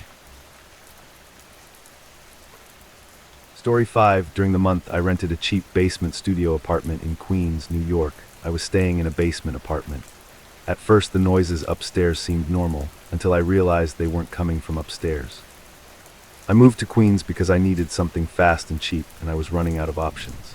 My last roommate situation ended badly, and I didn't have family nearby. I'm mailing, I was in my mid-20s, and I just started a new job that didn't pay enough to be picky about rent. When I found a basement studio listed for way below anything else in the area, I told myself it was a lucky break. The building was one of those older brick walk-ups tucked behind a chain-link fence and a skinny strip of yard. The landlord, Mr. Kessler, met me outside and kept the showing short, like he didn't want to be down there any longer than he had to. The entrance wasn't through the main lobby, but around the side, down a few concrete steps into a little door that looked like it belonged to a storage room. The whole time he talked fast, like he was reading a script he'd memorized. Inside, the unit was one room and a tiny bathroom with a stand-up shower. The ceilings were low enough that the overhead light almost felt like it was pressing down on you. There was a single window near the ceiling that looked out at the underside of the front steps, so the view was concrete and a few weeds. Still, it was clean and it didn't smell like mold the way I expected. I remember thinking, I can make this work. The first red flag was the water pressure. I noticed it the first night when I tried to wash my hands. The faucet sputtered like it was coughing, then shot out a thin stream, then went back to sputtering again. I had to twist the knob a few times just to get it steady. I figured it was old pipes, nothing more, and I texted Mr. Kessler anyway just so it was on record. He wrote back quick like he'd been waiting for it. Yeah, it does that sometimes. Just let it run. Building is old. No apology, no offer to check it out. That should have bothered me more than it did. But I was tired and I was still in that mindset of telling myself I was lucky to even have a place. A few days later I started hearing the first noises. It sounded like someone walking around above me, which made sense since there was an apartment directly upstairs. Soft steps, a chair dragging, the faint thump of something being set down. I wasn't mad about it because it wasn't constant and I worked long hours anyway. I just assumed my upstairs neighbor had a normal routine like everyone else. Then I noticed the noise didn't match the building's rhythm. Sometimes it would happen late when everything else outside had quieted down. Sometimes it would happen in the middle of the day when I knew the upstairs tenant was probably at work. And the strangest part was that it wasn't really footsteps. It was more like a shifting weight, like something heavy rolling slowly across the floor, then stopping, then rolling again. The first time the pipes scared me, it was after I got home from work around 8 p.m. I reheated leftover noodles, scrolled on my phone, and finally decided to shower. The bathroom was always colder than the main room, like it held onto the underground chill. I turned the shower knob, and instead of water, I got air and a loud shuddering sound inside the wall. It was like the pipes were clearing their throat. Then through the sputtering I heard something else, something that didn't sound like plumbing at all. It sounded like breathing, not the soft kind you barely notice. It was wet and slow, like someone pressing their mouth close to a straw and pulling air through it. I froze with my hand still on the knob, listening with my heart hammering. I told myself it was the pressure changing and air pockets moving through the line. That's what people always say, right? Old pipes make weird noises, so I forced myself to keep the water running until it steadied out. The breathing sound faded the moment the water became a clean, steady stream, like it had been replaced by the rush of water. I stood there way too long, staring at the tiles, feeling stupid for being scared. That night I tried to sleep early, but the unit felt louder than usual. The radiator clicked, the ceiling creaked, and once very clearly I heard what sounded like a faucet turning on somewhere close by. I checked my own sink. It wasn't running. I checked the shower. Dry. I even stepped out into the little hallway outside my unit's door, holding my phone like it could protect me. But all I heard was the distant hum of the building and the faint traffic outside. The next morning I noticed the shower drain smelled off, not like sewage exactly, more like a pond after a hot day with that sour algae smell. I poured baking soda and vinegar down it, then hot water, then tried not to think about it. Basement apartments come with basement problems. That's what I kept repeating to myself like a mantra. The second time the water sputtered, it was worse. It happened on a night when I couldn't fall asleep and ended up doom scrolling in bed until my eyes hurt. I finally got up to brush my teeth, and when I turned on the faucet, the water came out in weak spurts and then went completely still. The silence after the sputtering was so sudden it felt unnatural, like someone had shut something off on purpose. Then I heard the breathing again, only this time it didn't fade right away. It rose up through the pipes in a slow, steady rhythm, and it sounded closer than before. I leaned in without thinking, my ear near the sink, and the breathing shifted, like whatever it was had leaned into. The worst part was the little clicking sound that came with it, like teeth tapping gently against metal. I jerked back so fast I almost hit my head on the medicine cabinet. My skin went cold all over. I stood there with toothpaste on my brush, staring at the faucet like I expected a hand to come out. After a few seconds, the water burst back on, splashing the basin and spraying my wrist. The breathing cut off the second the water returned, like it had been hiding in the empty space. The next day I called Mr. Kessler instead of texting. He didn't answer, so I left a message trying to sound calm. I said the water was cutting out completely and the pipes were making odd noises. He called back later while I was at work and sounded annoyed, like I'd interrupted his dinner. He told me he'd mention it to the super, then added, "Basement units always have pressure issues, nothing dangerous." I asked if anyone else had complained. He paused a little too long before saying, "Not really." Then he ended the call like it was done. No follow-up, no timeline. After that, I started doing little things without realizing it. I stopped showering late at night. I kept the bathroom light on when I slept. I started playing music quietly, not because I wanted to hear it, but because silence felt like an open door. About a week later, I met the upstairs neighbor in the stairwell. He was an older guy with a shaved head, wearing a puffy vest and carrying groceries. I smiled and introduced myself, and he gave me a polite nod but didn't stop walking. The whole interaction lasted maybe 5 seconds, but it was enough to tell me he wasn't the one making those late-night rolling sounds. He moved like someone who went to bed early and didn't have the energy to pace around. That night, the rolling sound came back anyway. It started around 11 p.m., slow and deliberate, like something heavy being dragged across my ceiling. I sat up on my bed and stared at the spot where the ceiling met the wall, trying to picture what could be moving. I even held my breath to listen better, and in that quiet, I realized something that made my stomach drop. The sound wasn't above me, it was beside me. It was coming from the bathroom wall. Once I noticed it, I couldn't unnotice it. The rolling wasn't traveling across the ceiling. It was traveling through the wall, like something moving inside it, shifting around the pipes. It would pause, then continue, always staying at about the same height, like it was following the plumbing line that ran behind the tiles. I got up and put my palm against the bathroom wall, expecting to feel vibration. The wall was cold, but there was a faint tremor under my hand, like a distant purr. Then very softly I heard the breathing again, barely there, like a whisper through a straw. I pulled my hand away like I'd touched a hot stove. I backed into the main room and shut the bathroom door, even though I knew a hollow door wouldn't stop anything. For the next few days I avoided the shower unless I absolutely had to. I washed my hair in the sink with a cup like I was camping. I kept telling myself I was being ridiculous, but my body didn't care what my brain believed. Every time I stepped into the bathroom, my heart sped up. Every time I heard the pipes click, my shoulders tensed. On a Friday night, I decided I was done living like that. I told myself I'd shower like a normal person and prove to myself it was just old plumbing. I waited until early evening, while it was still light outside, and I played a podcast out loud so there was a human voice in the room.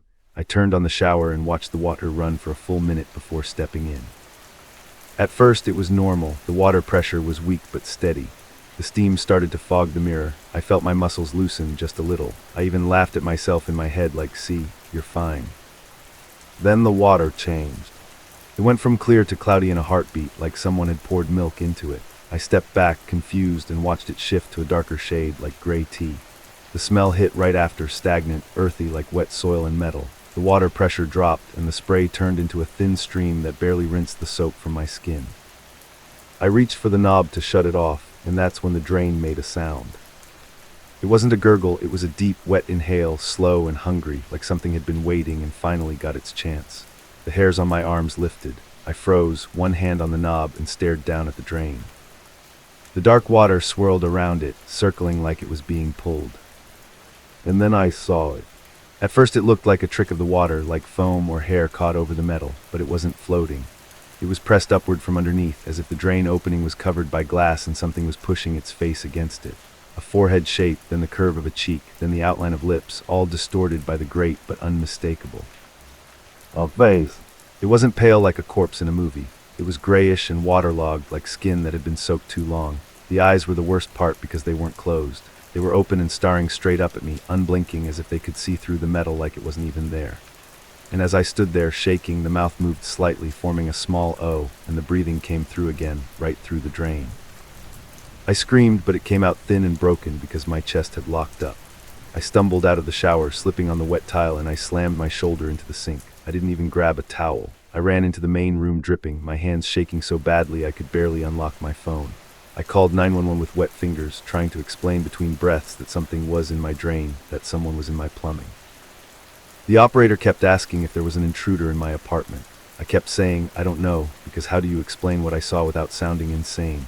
By the time 2 officers arrived, I was sitting on my bed wrapped in a blanket, staring at the closed bathroom door like it might open on its own. They were polite but clearly confused, the way people get when they think they're dealing with a nervous tenant who watched too many horror movies. One officer asked if I'd taken any substances. I told him no, my voice cracking with anger and fear. I made them come into the bathroom with me. The shower was off, the tile was cold again, and the drain looked normal, clear, empty. The water in the tub was gone like it had never been there. They checked under the sink, behind the toilet, and in even the little vent near the ceiling. One of them knocked on the wall like he expected someone to answer from inside. The whole time I stood there with my arms wrapped around myself, watching their faces, waiting for one of them to react the way I had. But they didn't. They just looked uncomfortable, like they wanted to leave. Before they went, one of them gave me a card and told me to call if anything else happened. The tone made it clear he didn't believe me, but he didn't want to say that out loud. After they left, I sat on my bed in the dark and realized something that made me feel even more alone. If the police couldn't help, then no one could, not really. That night I didn't sleep at all. I kept hearing tiny noises from the bathroom, soft clicks, faint trickles, and the occasional hollow knock like something tapping from the other side of the wall. At one point, I heard what sounded like a slow drag along the tile, like wet skin sliding. I covered my ears, but it didn't help because the sound felt like it was inside the apartment itself, inside the pipes that ran through every wall. The next morning, I called out of work. I told my manager I had a plumbing emergency, which wasn't even a lie. I called Mr. Kessler over and over until he finally picked up, and when I told him what happened, he went quiet, not confused, not surprised, quiet, like someone deciding how much to admit. He said, "I can send the super to check the drain." I asked him if anyone had lived in my unit before me. Another pause. Then he said, "People come and go." That answer lit something in me like a flare. I grabbed my keys and went upstairs to knock on the super's door, even though I didn't know which unit he lived in. I ended up finding him in the basement hallway near the boiler room, an older man with rough hands and tired eyes. When I tried to explain, he didn't laugh. He just looked at me like he was measuring whether I was serious. He told me quietly that the basement line connected to an old storm drainage system that had been patched and rerouted for decades. He said sometimes things came up when the pressure dropped. I asked what he meant by things, and he shook his head like he regretted saying anything at all. Then he told me, "Don't run the water at night, keep the drain covered." I stared at him, waiting for him to say it was a joke. He wasn't joking. I bought a drain cover that day, one of those thick rubber ones that suction tight. I also bought a cheap battery-operated camera meant for pets, the kind that records motion and sound. I aimed it at the bathroom door from my bed, not because I thought it would catch a person, but because I needed proof that I wasn't losing my mind. I needed something real to hold on to. The first 2 nights, nothing happened. The camera caught me walking in and out, brushing my teeth, turning off lights, normal stuff. I started to feel stupid again, like my fear was fatting into embarrassment. Then, on the 3rd night, the camera caught sound even though it didn't catch motion. I woke up to the notification around 2:58 a.m., and my first thought was that maybe the upstairs neighbor was stomping around, but the sound file wasn't footsteps. It was a wet inhale, slow and steady, followed by a faint clicking like teeth. Then came a soft scraping sound, like rubber dragging against tile. I sat up in bed and stared at the bathroom door. The camera's little light blinked quietly. The apartment was still. But under the silence, I could hear it with my own ears now, breathing, coming from behind that door, like someone standing in the bathroom with their face close to the drain, inhaling and exhaling through the pipes. I didn't move, I didn't even blink. I held my phone with both hands and watched the live feed, waiting to see the door handle turn. It didn't. The breathing went on for almost a full minute, and then it stopped so abruptly it felt like someone had cut a wire. In the morning, I forced myself to open the bathroom door. The drain cover was still in place, but it had shifted a few inches to the side, as if something underneath had pushed against it and slid it. The suction seal was broken. A thin ring of dark moisture circled the drain like a watermark, and the smell of pond water was back, stronger than ever. I moved out 2 days later. I didn't fight the lease, I didn't argue, and I didn't wait for anyone to believe me. I packed what I could fit into 2 suitcases and slept on a friend's couch until I found a new place. Mr. Kessler didn't even ask why I was leaving.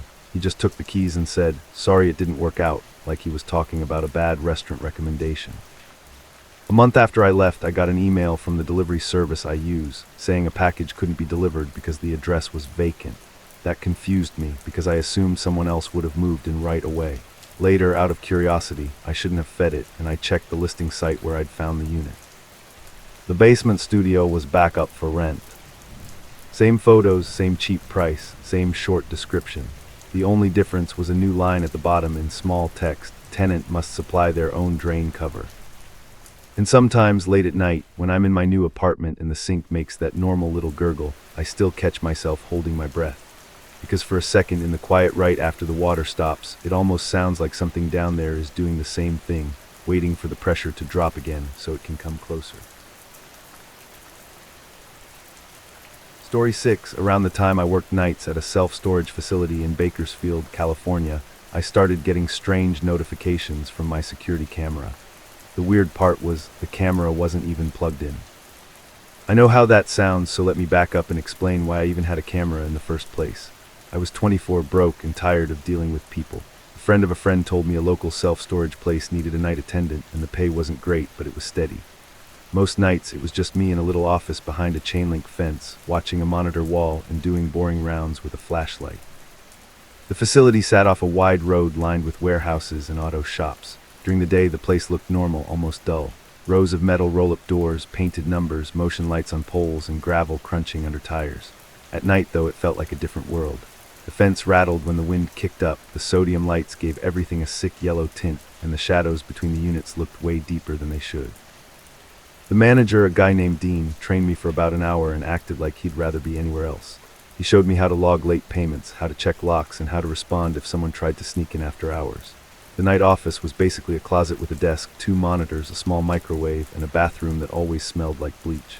He handed me a ring of keys, a heavy flashlight, and a laminated sheet labeled Night Rules. Most of the rules were obvious. Keep the gate locked. No customers allowed past 10 p.m. Call police if you see anyone climbing the fence. Don't leave the office unattended for more than 15 minutes. Then I got to the last line, and it was written in thick red marker, like someone had pressed down hard enough to tear the paper. Do not open Unit B-17 after 2 a.m. I laughed a little and looked up at Dean, expecting him to smirk or tell me it was some dumb prank. He didn't smile. He didn't even blink, like it was a joke. That's not my handwriting, he said, like he wanted distance from the words.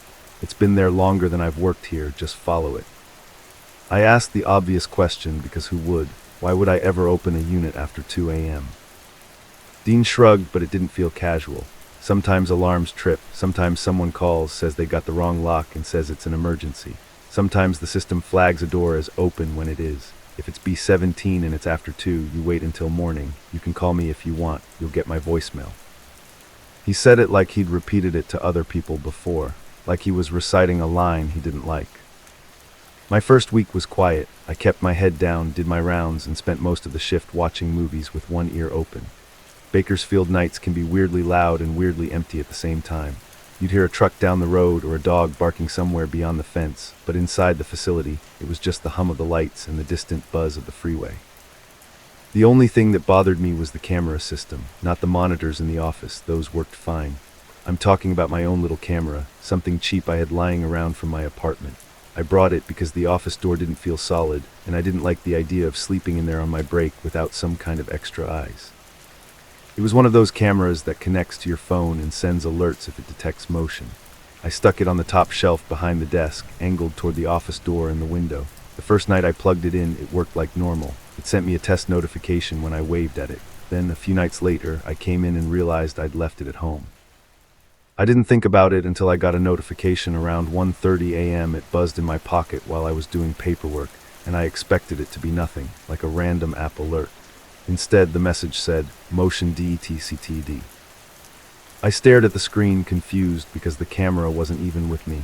Then I opened the app and it tried to load a live feed that shouldn't exist. The screen stayed black, but the timestamp was current. It kept buffering like it was struggling to connect to something that wasn't there. I laughed it off, blamed it on a glitch, and forgot about it until it happened again the next night, and the next. Always between midnight and 2 a.m., never earlier, never later. Just a single alert, like someone walking through a room. After a few days, curiosity got the best of me, so I brought the camera back and plugged it in at the facility. It ran fine all night. No weird alerts, no buffering, nothing. The moment I took it home and left it unplugged on my kitchen counter, it sent a notification at about 1:40 a.m., like it was watching me from somewhere else. That was when the red marker rule started to feel less like a joke and more like a warning I didn't understand. Unit was in the back row, almost hidden from the road by the other buildings. You couldn't see it from the office window. You had to walk a long stretch of gravel between rows of units to get there, passing motion lights that clicked on and off as you moved. The whole back section always felt colder, even in summer, like the air got trapped between the metal walls. On my rounds, I tried not to linger near B-17. I told myself I was being childish, but I still found myself walking faster in that section. The lock on B-17 looked normal. The door looked normal. But there was something off about the area around it, like the gravel was more packed down, like more people walked there than anywhere else. One night, close to 2 a.m., I was in the office checking the monitor wall when I saw a motion light flick on in the back row. The cameras weren't great quality, but I could tell it was near B-17 because of the angle. The light glowed bright, then dimmed, then bright again like it was picking up movement. I leaned closer to the screen and turned up the volume. Most cameras didn't have sound, but a few did. The one pointed down the back row had a microphone, and I expected to hear wind or nothing at all. Instead, I heard a dull thump. It wasn't loud, it sounded like someone knocking on a door from inside a closet. 3 slow hits, then nothing. At first I thought maybe someone was locked inside a unit. That was the most reasonable explanation. Maybe a person came in earlier, crawled into their unit and got stuck. Maybe they fell asleep in there. Maybe they were hurt. I stood up so fast my chair squealed. My instincts screamed at me to grab the keys and run out there, because if someone needed help, I couldn't just sit in the office watching. Then my eyes dropped to the laminated night RULES sheet. The red marker line looked like it was glowing. Do not open Unit B17 after 2 a.m. The clock on the wall showed it was 1:58 a.m. I told myself I could at least go check. I didn't have to open it. I could shout, ask if someone was there, or call the police if I needed to. That wasn't breaking the rule. That was just being responsible. So I grabbed the flashlight and stepped out into the night. The air smelled like dust and hot asphalt, even that late. The gate was locked and the whole place was still. My boots crunched on gravel as I walked between the rows, and every motion light popped on ahead of me like the facility was waking up in pieces. As I got closer to the back row, the thumping happened again. 3 hits, slower this time, like whoever, or whatever, was doing it wanted me to hear and react. I stopped at the end of the row and shined my flashlight down the lane. The motion light near B17 was on, bright and steady. The unit doors around it were dark. The place looked empty. Then I heard something else. It was faint, but it wasn't the wind. It sounded like breathing. Not my breathing, not in my ears. It sounded like it was coming from somewhere low and tight, like air moving through a crack. I walked forward and my flashlight beam slid across the metal doors. When it hit B17, I froze. There was a new lock on it, not the same one I'd seen earlier in the shift. This one was thicker, with a shiny body like it had been recently handled. And hanging from it was a strip of masking tape. Someone had written on the tape in black pen, "Not yet." I stood there staring at it, trying to make my brain catch up. There was no way a customer could have gotten in. The gate logs every code entry. The keypad beeps loud enough that I'd hear it from the office. And even if someone had snuck in, why would they leave me a message? The thumping came again, 3 hits, except this time it wasn't from inside B17. It was from the unit directly across from it.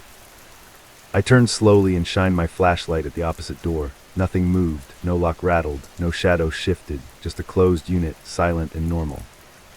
Then, like it was answering me, thumped back. 3 hits. The exact same rhythm. I backed up without meaning to. My flashlight shook and the beam jumped across the gravel. I felt stupid for being scared of knocking, but my stomach had that sinking feeling you get when you realize you're alone and something else is playing with you. I spoke, keeping my voice steady. "Hello, if someone's in there, I'm calling the police." No answer, just that slow, patient breathing sound again, like a person trying not to be heard. I pulled my phone out, hands cold, and dialed non-emergency. I tried to explain it calmly. I said I worked nights at a storage facility and thought someone might be inside a unit in the back row. The dispatcher asked for the address, asked if I could see anyone, and asked if anyone was threatening me. While I was on the call, the thumping started again. 3 hits from across the row. 3 hits back from B17. It was like 2 people tapping on walls, except there was no way there were 2 people, and there was no way they could see each other. The dispatcher told me an officer would come check it out. She asked me to stay in a safe place until they arrived. I didn't argue. I walked back to the office fast, almost running, and locked the door behind me. I sat at the desk and watched the monitors, waiting for headlights at the gate. The notification from my unplugged camera buzzed my pocket again.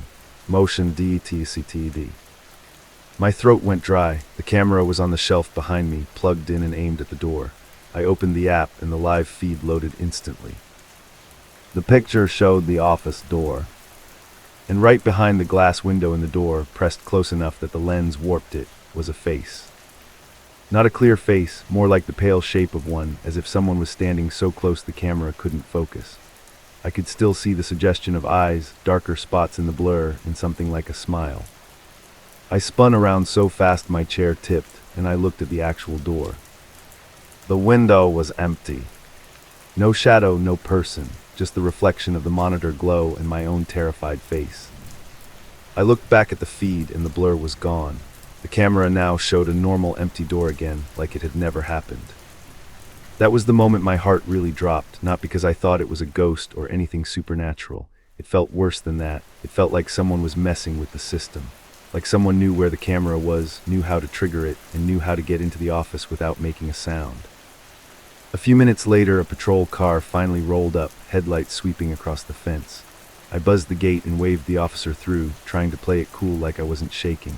2 officers stepped out, both looking tired and annoyed in that way cops sometimes do when they expect a false alarm. I explained what happened, keeping it short. The motion light, the knocking, the tape on the lock. I left out the camera thing because I didn't even know how to explain it without sounding insane. One officer walked with me back to the row, flashlight in hand. The other stayed near the car and watched the fence line. When we reached B17, the masking tape was still there, fluttering slightly in the breeze. Not yet. The officer crouched and examined the lock. He tugged on it once. You said you didn't put this on. No, I said, it wasn't there earlier. He looked around the gravel, then up at the motion light, then at the other unit across the row. He walked to that unit, checked its lock, and knocked on the door with his knuckles. No response. He came back, stood in front of B17, and did the same thing. 3 knocks, loud and official. For a few seconds, nothing happened. I almost felt relief, like maybe it was all in my head. Then from inside B17, something knocked back. 3 hits. Not on the door, from deeper inside, like it was coming from the back wall. The officer straightened up slowly. His face didn't change much, but his posture did. He looked at me like he was reevaluating the whole situation. Then he tried the handle on the door, even though it was locked, like part of him expected it to swing open. Is there another way into this unit? He asked. No, I said, just the roll-up door. He stepped back, shining his light along the bottom seam. Any signs of forced entry? No. He stared at the lock for a long moment, then turned and walked away from B17 without another word. He went across the row again, checked the other unit, and looked behind it like he expected to see someone crouched in the shadows. The second officer walked up and asked what was going on, and the first officer spoke quietly to him. I caught pieces of it. Not safe. No reason to open. We'll file it. The second officer glanced at me and finally said, if you hear anything again, call 911. Don't go back here alone. I wanted to ask them to stay. I wanted to ask them to open the unit, because what if someone really was trapped? But neither of them touched the lock again. They walked back to their car like they were done. As they left, the motion light over B17 clicked off, like the whole area decided to go back to sleep. The rest of my shift dragged. I stayed in the office with the door locked, jumping at every creak. Every so often I'd check the live feed on my phone, like I could catch something if I stared hard enough. At about 2:20 a.m., I heard the first clear sound from the back row without a monitor involved. It came through the quiet like a whisper made solid. A roll-up door being lifted. It wasn't close, it was distant, muffled by the rows, but the metal-on-metal scrape was unmistakable. It lasted only a second or two, then stopped abruptly. I checked the monitors so fast I almost dropped my phone. The camera aimed at the back row showed darkness and stillness. No motion lights, no shapes, no movement at all. The gate log showed no entries. I sat there frozen, listening. After a minute there was another sound, a soft thud, like something heavy being set down on gravel. Then silence again. I stayed in that chair until my shift ended, staring at the clock like it was the only thing keeping me grounded. When the sun finally started to lighten the sky and the morning manager pulled in, I was already standing at the office window waiting. Dean arrived looking half asleep, coffee in hand. I told him everything in a rush, the light, the knocking, the tape. The officers are refusing to open it. The roll-up door sound after 2 a.m. I expected him to deny it or act like I was exaggerating. Instead, his face tightened like he'd heard this before. He didn't ask questions, he didn't even look surprised. He just unlocked the cabinet under the desk and pulled out a binder I'd never seen, thick and worn like it got used a lot. He flipped through it until he found a page with handwritten notes, then slid it toward me. It was a list of dates, some going back years, with short comments next to them. Motion light, knocking, tape message, false open alert, camera glitch. At the bottom of the page, in the same red marker as the rule sheet, were 3 words. ITLEARNS ROUTINES. I stared at that line until my eyes watered. What is in there? I asked, my voice low. Dean shook his head slowly. Doesn't matter, he said. Just don't open it after 2 a.m. I quit 2 days later. I didn't make a big speech. I didn't argue about my last paycheck. I just told Dean I was done and handed him the keys. He nodded like he already expected it. I tried to forget the whole thing, and for a while I almost did. Life got busy. I moved apartments. I stopped taking night jobs. I stopped thinking about B-17. Then months later, I was lying in bed with my phone charging on the nightstand when I got a familiar buzz. A notification from that old security camera app I hadn't opened in forever. Motion do TV. I hadn't used that camera since the storage facility. It was buried in a box in my closet, unplugged with the lens cap on. Still, the app showed a timestamp, the current time, and a live feed that loaded instantly. The video wasn't of my apartment. It was a shaky view of a metal storage door from inches away, like the camera had been taped right against it. In the reflection, I could see a sliver of gravel and a strip of chain-link fence. And then from the other side of the door, something knocked 3 slow times. A second later, something on my side of the screen knocked back, matching it perfectly, like it was right outside my closet. I didn't open the closet for the rest of the night, because I couldn't stop thinking about that red marker line in Dean's binder, and the feeling that whatever was inside Unit B-17 didn't stay contained forever. It just waited until it knew exactly when you'd be alone.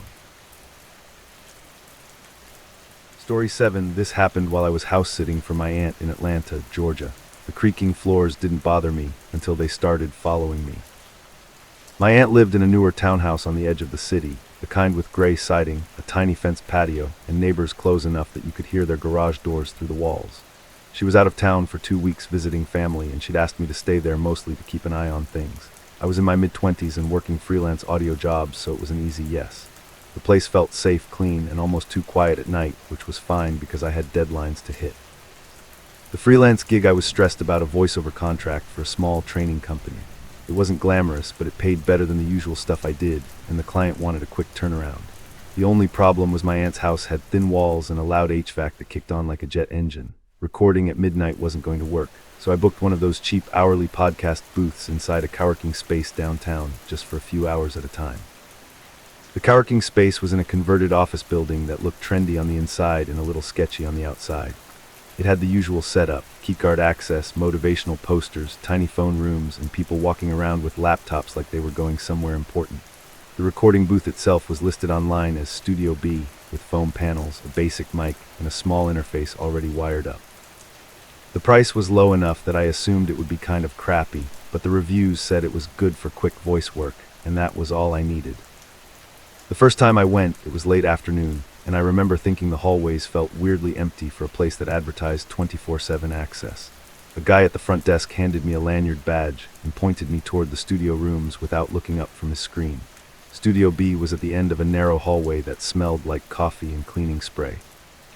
The door had a keypad, and when I punched in the code, the lock clicked with this soft little sound that made me feel like I was entering somewhere I shouldn't be. Inside, the booth was about the size of a walk-in closet. There was a small desk, a rolling chair, a mounted microphone with a pop filter, and a computer monitor attached to the wall. A cheap pair of over-ear headphones hung from a hook, and the walls were lined with foam panels that looked like they'd been glued up by someone in a rush. It wasn't fancy, but it was quiet in that sealed, airless way that makes you hear your own breathing. I set my laptop down, plugged it into the interface, and opened my recording program like I'd done 1,000 times before. At first, everything went smoothly. I warmed up, did a couple test lines, adjusted my gain, and started recording the actual script. The client's copy was basic corporate stuff about workplace safety, so it wasn't hard. When I finished my first take, I leaned back, took off my headphones, and realized the booth had no clock. I checked my phone and saw it was just after 5 in the evening. I had plenty of time, so I hit play to listen back and make sure there weren't any weird pops or background sounds. That's when I heard it. Under my voice, like it was buried deep in the mix, there was another voice. It was faint, almost like a breath caught in fabric, but it was there. A whisper right under the start of my sentences. And the worst part was that it sounded like it was saying the same words I was saying just a split second before I said them. It wasn't echo and it wasn't reverb. It was too clear for that, and it didn't trail behind me like an echo would. It was ahead of me. I stopped the playback and stared at my waveform like it might explain things. The track looked normal, just one clean recording line. I soloed it, turned the volume up, and played it again. The whisper came back, and once I knew it was there, I couldn't unhear it. It was like someone was leaning close to the mic before me, saying the line in a low voice, and then my voice would land right on top of it. My stomach did that sinking thing it does when your brain is trying to decide if you're overreacting. My first thought was that the booth had some weird monitoring feature. Maybe the parking space recorded sessions for quality control and I was hearing bleed from another source. Or maybe the interface routing was messed up, pulling audio from some other input. I checked everything I could think of. I looked for a second mic. I checked the computer's audio settings. I unplugged the headphones and plugged my own in. Nothing changed. The whisper stayed, always half a beat early, always just under my voice. I even did a dumb little test where I stopped reading the script and said something random like, "Okay, this is weird," just to see what would happen. When I listened back, the whisper was there too, and it said the same words before I did, like it knew what I was about to say. That was the moment it stopped being a technical problem in my head and started feeling like something else. I told myself it was probably just my brain catching patterns and noise, but the whisper had consonants and pauses. It sounded human. I stepped out of the booth and walked back toward the front desk, trying to play it cool. The guy was still there, still looking at his screen. I asked him if Studio B had any kind of auto-transcription or monitoring system that could feed audio back into the booth. He didn't even look surprised. He just said, "No, it's just a booth," like he'd answered the same question 100 times. Then he added, "Sometimes the walls are thin. You might hear other people." But I hadn't heard anyone else at all, and the whisper didn't sound like it was coming through a wall. It sounded like it was inside my headphones. I didn't want to argue, so I went back in and tried to finish the job anyway. I told myself I could clean it up in editing, maybe with noise reduction or a gate. I recorded another take, focusing hard on staying calm. The booth was so quiet that every small movement sounded huge. When I shifted in the chair, it creaked. When I touched the desk, my fingernail made a sharp little tap. I kept glancing at the foam-covered walls like I was expecting one of them to move. On that next take, I noticed something new when I played it back. The whisper wasn't just copying me. It was still speaking first, but when I messed up a line, the whisper didn't match my mistake. It said the correct word. The script line was something like, "Always report hazards to your supervisor immediately." I stumbled and said manager instead of supervisor, but the whisper underneath said supervisor, clear as day, right before I said manager. It was like it knew the script better than me. I rewound and listened again, and my skin prickled because it felt like someone was correcting me from inside the recording, like it was annoyed I'd messed up. That's when I started thinking about the phrase predicts and steers speech. Even though I didn't have words for it then, it wasn't just a replay, it wasn't random, it was guiding me towards something, like a metronome I couldn't see. My throat went dry and I took my headphones off to breathe, even though there was plenty of air. The silence in the booth felt heavy, like the walls were pressing in closer than they had before. I did another test. I pulled up a new blank recording and decided I wouldn't read anything. I was going to stay completely quiet for 10 seconds, then say a sentence I hadn't planned. I hit record and stared at the mic. The foam panels were close enough that I could see little dust specks trapped in the grooves. I counted in my head, slow and steady, and the booth felt so still that it almost felt like time had stopped. Then in my headphones, I heard the whisper start anyway. "It didn't wait for me." It said very softly, like it was right against the mic, "Don't stop." I froze, my hands went cold, and I swear I didn't even blink. I hadn't spoken, I hadn't moved. The whisper kept going, low and steady, like a calm person giving instructions. "Read the next line," it said, and then it whispered the next line from my script. It wasn't a question. It wasn't playful. It was matter of fact, like it expected me to obey. My chest tightened, and the first thing I thought was that someone was messing with me through the system, like an intercom I didn't know about. I yanked the headphones off and listened with my bare ears. The booth itself was silent, no whisper, no speaker, just the faint hum of the building outside, like distant air moving through vents. But when I put the headphones back on and played the recording, the whisper was there, perfectly captured, right before the moment I'd started counting. It was real on the track, it wasn't just in my head. I ended my session early and left. I didn't even pack neatly. I just shoved my laptop into my bag and walked fast down the hallway, trying not to look like I was running. The front desk guy barely noticed. Outside, the Atlanta heat hit me in the face, and the normal sounds of traffic felt like a relief. I sat in my car for a minute, breathing, telling myself it was some stupid prank. Maybe the parking staff had a mic hidden in there and liked freaking people out. It sounded ridiculous, but it sounded more normal than the alternative. That night at my aunt's house, the creak started. At first, it was normal house stuff. The townhouse settled as it cooled down, and the floors made little pops when the air kicked on. I wasn't jumpy about that, but around 1 a.m, when I was half asleep on the couch, I heard a slow creak from the hallway upstairs, just one like someone shifting their weight. I sat up and listened, and a second creak followed, a little closer to the stairs. My aunt's place had that open staircase that faced the living room, so if someone came down, I would see them right away. I stared at the dark stairwell, waiting for a shape to appear. Nothing did. Then I heard another creak, this time on the first floor near the kitchen. It didn't sound like the house settling. It sounded like a footstep, careful and deliberate, like someone trying not to be heard but not quite succeeding. I did what everyone does when they're trying to be brave. I turned on more lights, I checked the doors, checked the patio, and checked the windows. Everything was locked. I even checked the garage door from inside, and it was shut. The house was empty, and I told myself that was the end of it. But when I went back to the couch and turned the TV on low, I kept hearing those little creaks, not in one spot, but following wherever I moved. The next morning, I tried to convince myself it was just stress. I had a deadline, and I was overthinking everything. I still needed to finish the job, though. I considered finding another place to record, but I'd already paid for the booth time, and the client was waiting. So that afternoon, I went back to the parking space, telling myself I was going to solve it like an adult. I brought my own mic this time and my own interface, and I planned to bypass everything in the booth except the quiet walls. Studio B felt the same when I walked in, but it didn't feel harmless anymore. I noticed details I hadn't before, like the way the door latch didn't sit flush, like it had been forced at some point. I noticed a tiny scratch on the desk that looked like someone had carved into it with a key. I set up my gear and hit record, trying to ignore the way my hands shook when I adjusted the mic stand.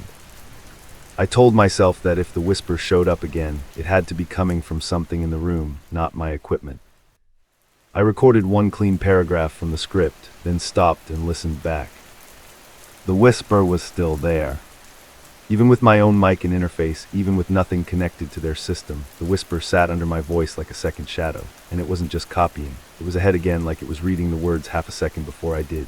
I swallowed hard and looked around the booth, really looked like my eyes could find the source. That's when I noticed something I'd missed completely the first time, a tiny circular hole in the corner where two foam panels met, about the size of a pencil tip. It could have been nothing, a defect, a bad install, but it was perfectly round and it was aimed right at the desk and mic. My heart started pounding and I leaned closer, lifting the edge of the foam gently with my fingernail. Behind it was a strip of bare wall, and tucked into it was a small, black device like a pinhole camera or a mic capsule, wired into the wall. I didn't even think. I grabbed the foam and peeled it back harder, and the adhesive tore with a ripping sound that felt way too loud in the booth. The device was definitely there, a tiny lens and a tiny mic, both pointed right at where I sat. My stomach turned, I backed away so fast the chair bumped the wall. I stared at that little hidden setup, and suddenly the whole whisper thing made a different kind of sense. Someone was watching and listening. Someone could be feeding audio in real time or layering something under my recording. Maybe they had access to the scripts people brought in. Maybe they were just sick and liked controlling the room. The thought that someone had been listening to me breathe, swallow, and talk to myself made my skin crawl. I stormed out and went straight to the front desk, not even trying to be calm anymore. I told the guy there was a camera or a mic in the booth. He finally looked up like I'd interrupted his day. He said they had security cameras in common areas but not inside booths. When I insisted, he told me he'd call the building manager, but his tone was flat, like I was accusing him of leaving a dirty cup in the kitchen. A manager showed up about 10 minutes later, a woman with a tight smile who acted like I was a problem to solve, not a person. She followed me down the hallway, and when I opened Studio B, the foam panel I'd ripped back was still hanging loose. The hidden device was still there. I pointed at it, expecting her face to change. But the second she saw it, she went still, like she already knew what it was. She didn't say, "What is that?" She said, "How long have you been in here today?" That question made my blood run cold. I told her maybe 20 minutes. She nodded like she was doing math. Then she stepped inside and reached past me, not toward the device, but toward the wall near the door. She pressed on a spot that looked like nothing, and I heard a soft click. For a second, nothing happened. Then the computer monitor mounted to the wall flickered on by itself, even though I hadn't touched it.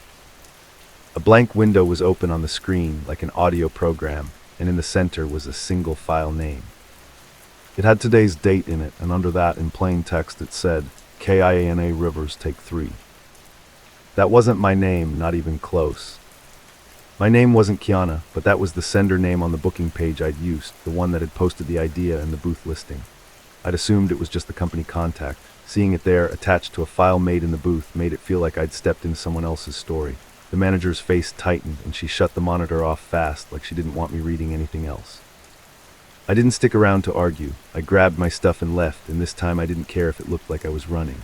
Outside in the parking lot, my hands were shaking so bad I dropped my keys once. I got in my car, locked the doors, and sat there staring at the building, feeling like someone was watching me from a dark window. The sun was still up, but my skin felt clammy, like I'd been standing in a cold room for too long. That night back at my aunt's house, I couldn't sleep. I kept hearing those creaks, softer now, like someone shifting their weight in the hallway, pausing when I held my breath. Around 2 in the morning, I got up and checked the upstairs again, every room, every closet, even the shower. It was empty. But when I came back downstairs, I noticed something that made my heart drop even harder than the whisper ever had. On the kitchen counter, right beside my phone, there was a sticky note. It wasn't there before. I knew it wasn't, because I'd cleaned up the kitchen earlier and the counters were bare. The note had 3 words written on it in neat block letters. Don't stop reading. I didn't call the police, and I know that sounds stupid, but what was I supposed to say? That a carking booth had a hidden mic, and now there was a note in my aunt's house. I checked the doors again and checked the windows again, and everything was locked like before. I stood there with the note in my hand, feeling dizzy, trying to convince myself I'd written it and forgot. But the handwriting wasn't mine. It was too clean, too steady. I did the only thing I could think of. I packed a bag and left my aunt's house for the night, driving to my friend's apartment across town. I didn't tell him everything. I just said I had a weird situation and needed a place to crash. He didn't push. I barely slept anyway. I kept hearing that whisper in my head, calm and close, like it was just behind my shoulder. The next day, I opened my laptop to delete everything from the booth and move on with my life. That's when I noticed a new folder on my desktop I hadn't made. It was named with today's date, plain and boring like a system file. Inside was a single audio file. I didn't want to click it. I stared at it for a long time, my finger hovering over the trackpad, knowing that the second I listened, I wouldn't be able to unhear it. I clicked play anyway. It was my voice from the booth, reading the corporate script. Under it, that same whisper, half a beat early, guiding every word. But at the very end, after my voice stopped and the room should have been silent, the whisper stayed. It got a little clearer, like it leaned closer to the mic, and it said one more line that wasn't in any script. It said, "Good, now do it again." Story 8. I used to take late-night walks during that foggy week I was staying near Olympic National Park. One night, I realized someone else had been walking the exact same route as me for weeks. I was 24 between jobs and doing that thing where you tell yourself a change of scenery will fix whatever's wrong inside your head. My mom's friend had a little cabin rental outside Port Angels that she let me stay in cheap since it was the off-season. I wasn't there to do anything extreme. Just hike, breathe cold air, and come home tired enough to sleep without staring at the ceiling for hours. I kept my days normal. Coffee from the same drive-thru in town, a sandwich for lunch, then I'd head out to the park before it got too late. Olympic National Park feels like its own world once you get past the visitor areas, even more so when the weather turns. Everything is wet and quiet. The trees look older than they should, and the air smells like moss and cold dirt. The campground near the trail spur I liked had been closed for the season. The main gates were shut and signs were posted about facilities being unavailable, but the road to the trailhead still had a pull-off and there was no sign saying the trail itself was closed. I wasn't hopping fences or breaking locks. I was just parking, hiking in, and staying on the path like a normal person. That spur trail wasn't long. It was basically a loop that branched off a more popular trail and cut behind the closed campground before reconnecting. During the day, it was peaceful in a simple way. You'd pass empty picnic tables and bare boxes with their lids latched, then drift back into trees where the fog hung low and made everything look closer than it was. I liked it because it didn't feel like a destination hike. It was just walking, which was all I wanted. The first few days, nothing weird happened. Then on the 4th day, the fog got thicker than I'd seen it. It wasn't that light mist that comes and goes. It was heavy and steady, the kind that muffles sound and makes the world feel smaller.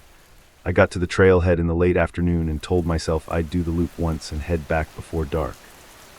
About 10 minutes in, I noticed something small that shouldn't have bothered me, but did anyway.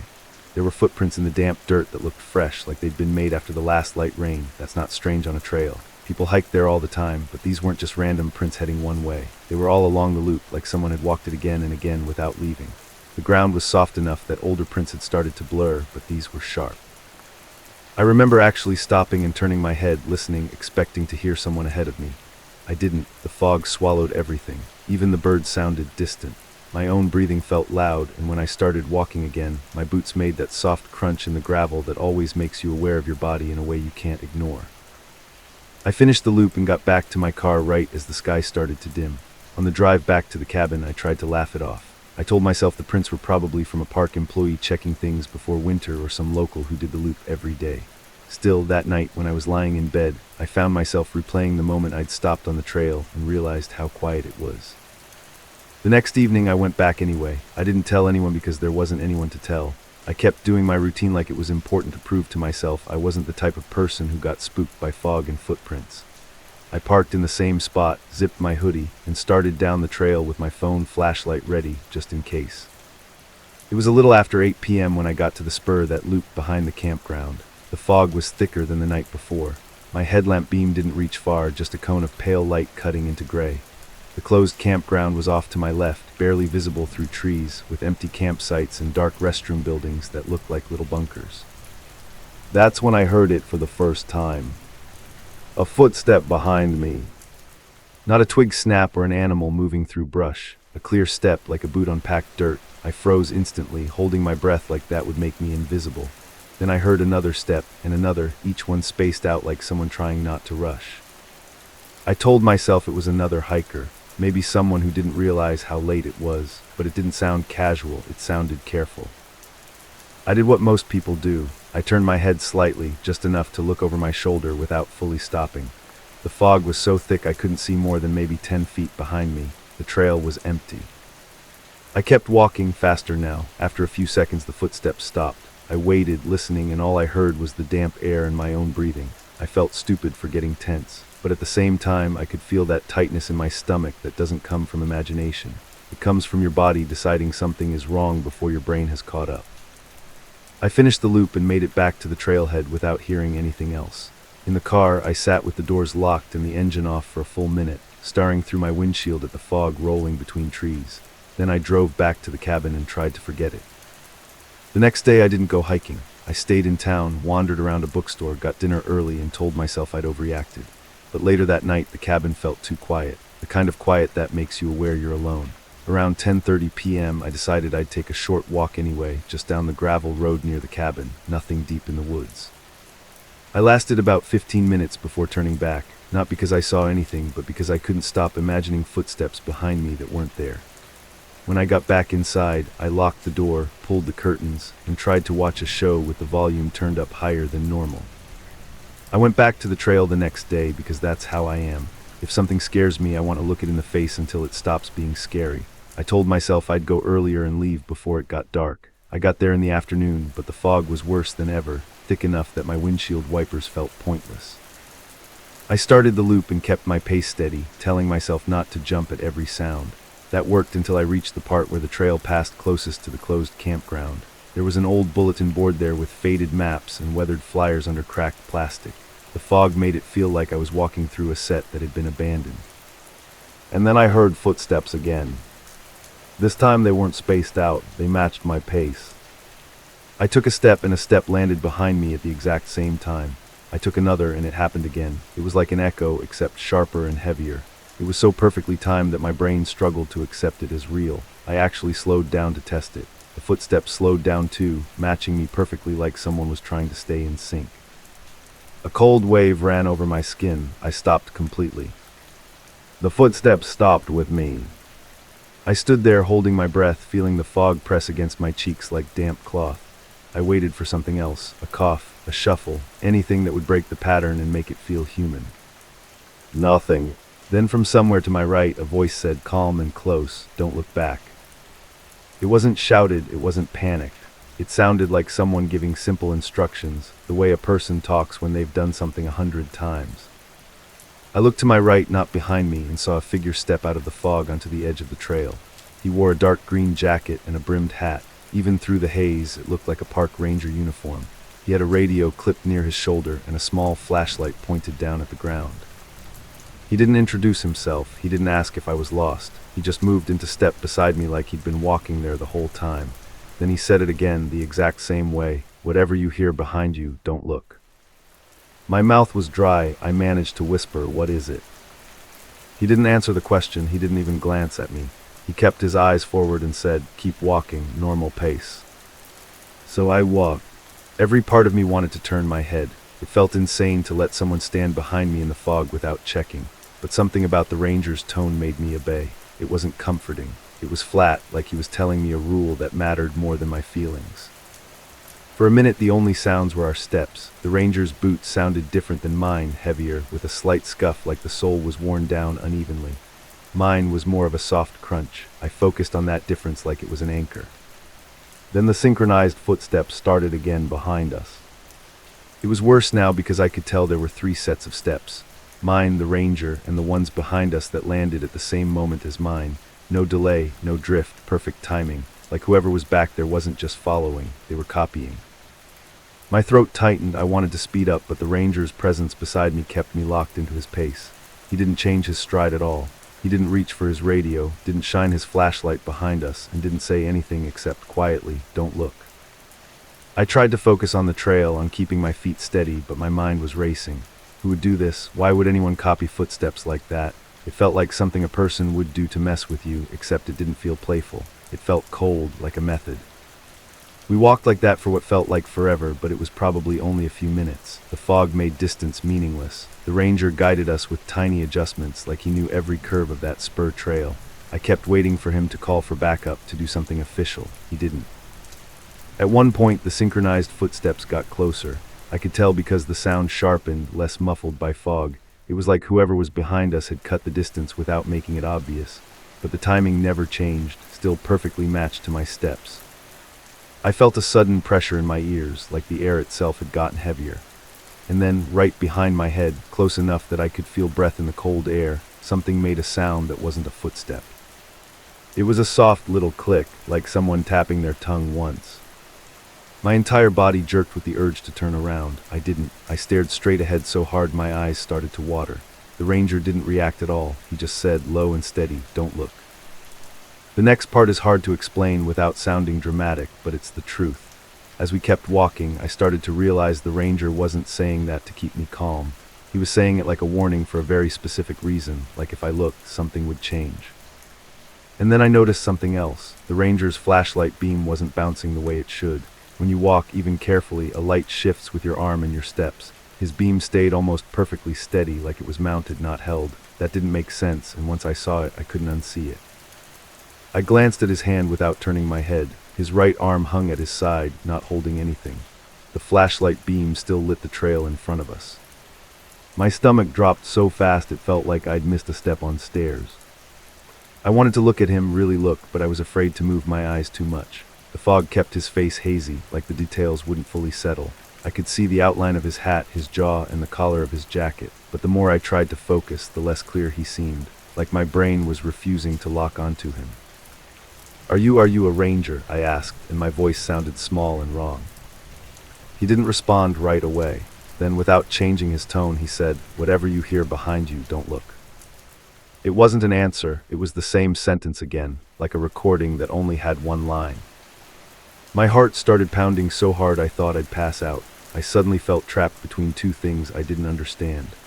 The synchronized footsteps behind me and the silent man beside me, who might not even be holding the light that was guiding us. The trail curved, and through the fog I could just barely see the faint outline of my car in the pull-off ahead, like a darker shape against gray. Relief hit me so strong I almost cried. I took 2 quicker steps without meaning to. The footsteps behind me took 2 quicker steps at the exact same time. I heard the ranger inhale, a slow, controlled breath, and for the first time he sounded almost irritated. "Normal pace," he said.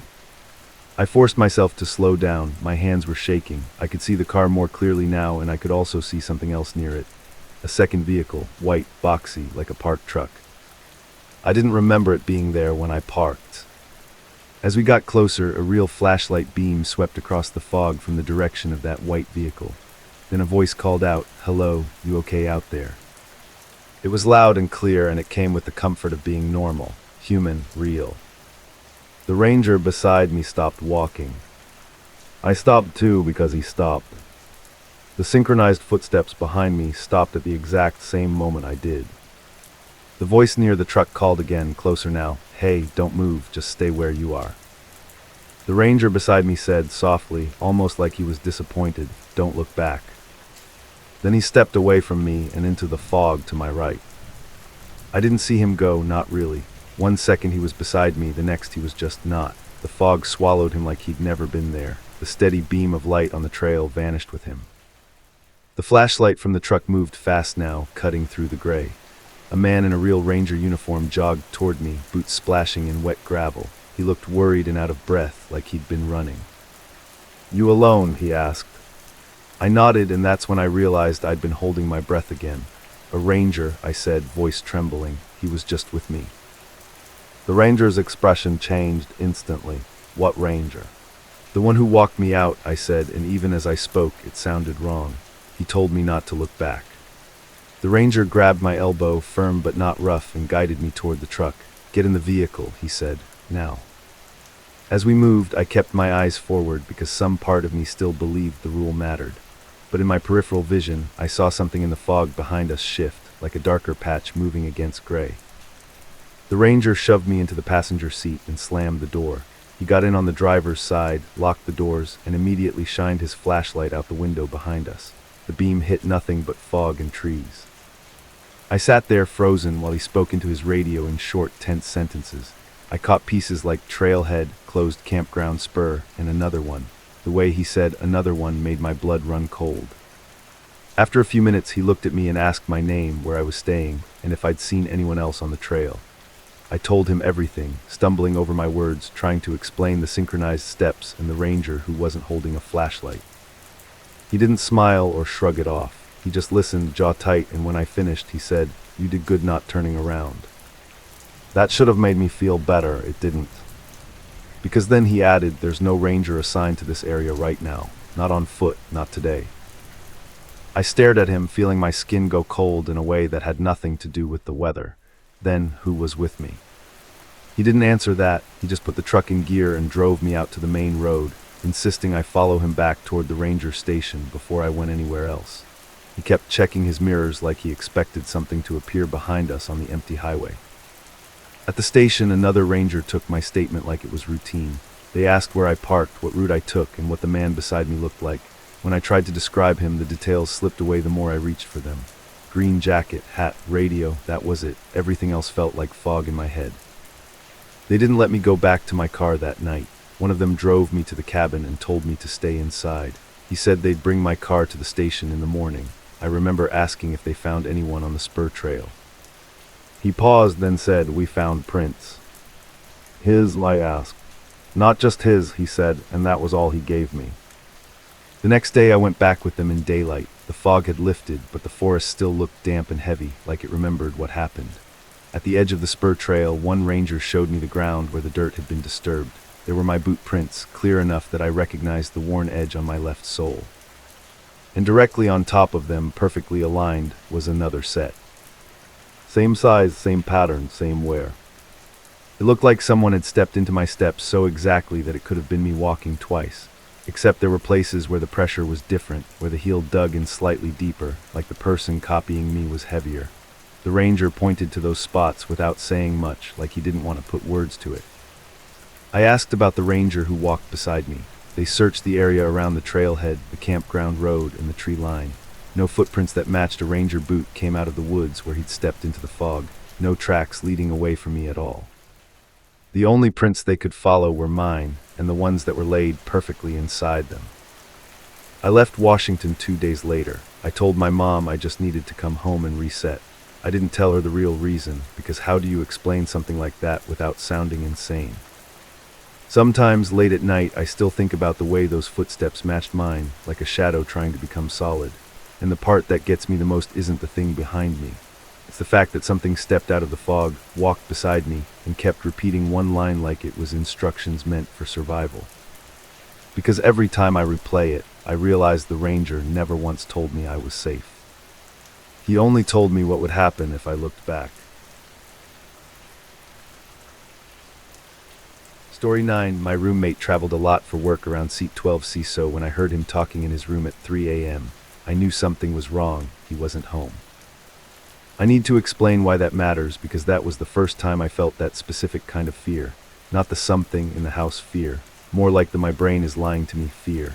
His name was Daniel, and he had one of those jobs where he'd be gone for 3 or 4 days at a time, then pop back in with airport snacks and wrinkled shirts. That week he was supposed to be in Kansas City for a conference, and I watched him lock the door behind him because I was on the couch pretending I wasn't going to miss having another person in the apartment. At night I fell asleep with the TV on low and woke up because I heard a familiar rhythm of talking through the wall. Daniel's room was on the other side of mine, and he had this habit of packing when he took calls, like he was walking circles around his bed. I sat up, listened, and even caught the sound of his dresser drawer sliding closed. For a few seconds I honestly thought he'd come home early and hadn't told me, until my brain finally remembered the quiet click of the deadbolt when he left. I called his name once, soft, like I didn't want to sound stupid if he wasn't there. The talking stopped, then clear as day I heard his voice again, closer this time, like he was standing right by his bedroom door answering someone in a low tone. I got out of bed, opened my own door, and the hallway was dark except for the blue glow of the microwave clock. His door was cracked open, which made my stomach drop because I knew I'd shut it before bed. I pushed it wider and found an empty room, perfectly still, his unmade bed and his suitcase still gone, like it should have been. I stood there long enough to hear my own breathing get loud. Then I walked the apartment, checking the front door, the balcony sliding door, the bathroom window, even though we were on the 4th floor and it was a stupid thought. Everything was locked, nothing was missing. When I checked my phone, I had a text from Daniel from earlier that night, a picture of some bland hotel room carpet with "This place smells like a pool" underneath. He was not home. And yet I'd heard him like he was right there, like my apartment had decided to do an impression of him for fun. I told myself it was stress, lack of sleep, the TV, the building settling, anything, but the next morning I noticed something that made it harder to brush off. On the inside of Daniel's bedroom door at about chest height there was a faint smudge that looked like someone had pressed their forehead against it. It wasn't obvious, just a dull oval on the paint that caught the light at the right angle. I cleaned it off with a damp paper towel and tried not to think about why it was there. A week later, Daniel came home and I didn't tell him. I didn't want to sound dramatic and I didn't want him joking about it and making it feel more real. Life moved on, and that weird night faded into a story I only half believed. Then my aunt asked me to fly out and help her after a minor surgery, and I booked the cheapest ticket I could, which happened to be a late-night domestic flight that cut across the Midwest. It was one of those flights where the airport feels half asleep, and everyone at the gate looks like they're trying to disappear into their hoodies. My name is Rosa Delgado, and I'm the kind of person who triple-checks my boarding pass like it might change when I'm not looking. I remember standing by the charging station, sipping burnt coffee, staring at my seat assignment. Row 12 window, not a bad deal for a red-eye. I texted Daniel that I'd be gone for a few days, and he sent a thumbs up and a joke about me not bringing home airport perfume. Normal, simple. I wanted normal so badly that I didn't even realize how tense I'd been since that night with his voice. Boarding started late, and the cabin had that recycled air chill that always makes my skin feel dry. I found my row, stowed my backpack under the seat, and sat down like I'd done 100 times. The people around me were quiet, the kind of quiet you get when everyone is saving their energy for sleep. I buckled in and put one earbud in, just enough to hear the hum of the plane and block out the random throat clearing and seatbelt clicks. A few minutes later, a flight attendant stopped beside my row and looked down at me with a tight smile. She had the practiced calm of someone who dealt with angry passengers all night, but her eyes didn't match it. She asked to see my boarding pass, and I handed it over without thinking. She looked at it, then looked at the seat number above my head, then back at me like she was doing math. Then she said, very casually, that there was an issue, and I needed to move to seat 12C because my seat was already taken. I stared at her confused because no one was sitting in my seat. The window seat was mine, and the aisle seat was empty, and the middle seat had a jacket draped over it, but that could have been anyone's. I told her I was already in my assigned seat. She didn't argue, not exactly. She just repeated that I needed to move, and there was something in her tone that made it feel less like a request and more like she was trying to hurry me away from a problem. I'm not proud of it, but I moved. I didn't want to be that passenger, the one holding up the aisle while everyone watches. I slid out, stepped into the narrow space, and shuffled down to the next cluster of seats where she pointed. Seat 12C was an aisle seat on the other side, closer to the wing. It felt wrong to give up a window for an aisle in the middle of the night, but I told myself it was temporary. Maybe there was a double booking, maybe the app glitched, normal reasons. When I sat down in 12C, the first thing I noticed was the tray table. Not the usual scuffs from people's shoes or the little scratches from rough cleaning. This was different. Someone had carved into the plastic with something sharp, pressing hard enough to leave pale grooves, and it wasn't random. It was my name, Rosa Delgado, written over and over, line after line, like someone had practiced it in panic. Some of the letters were clean, like they knew how to spell it perfectly. Some were shaky, like their hand had slipped, but every single one was my full name. I just sat there staring at it like it was going to make sense if I stared long enough. My throat went dry, and my first instinct was to look around for a camera like someone was filming a prank. The cabin lights were dim, mostly blue, and people had already started leaning their heads against the windows. No one was watching me. The flight attendant was gone. I closed the tray table slowly, like I could hide the writing by folding it up, and it made a soft click that sounded way too loud. That's when the person in the seat beside me shifted. I hadn't even looked at them yet because I'd been so locked onto the tray table. It was a man in the middle seat, probably late 40s, wearing a gray hoodie with the hood down and a baseball cap pulled low. He had that tired airport look, like he'd been awake too long, but his eyes were wide open.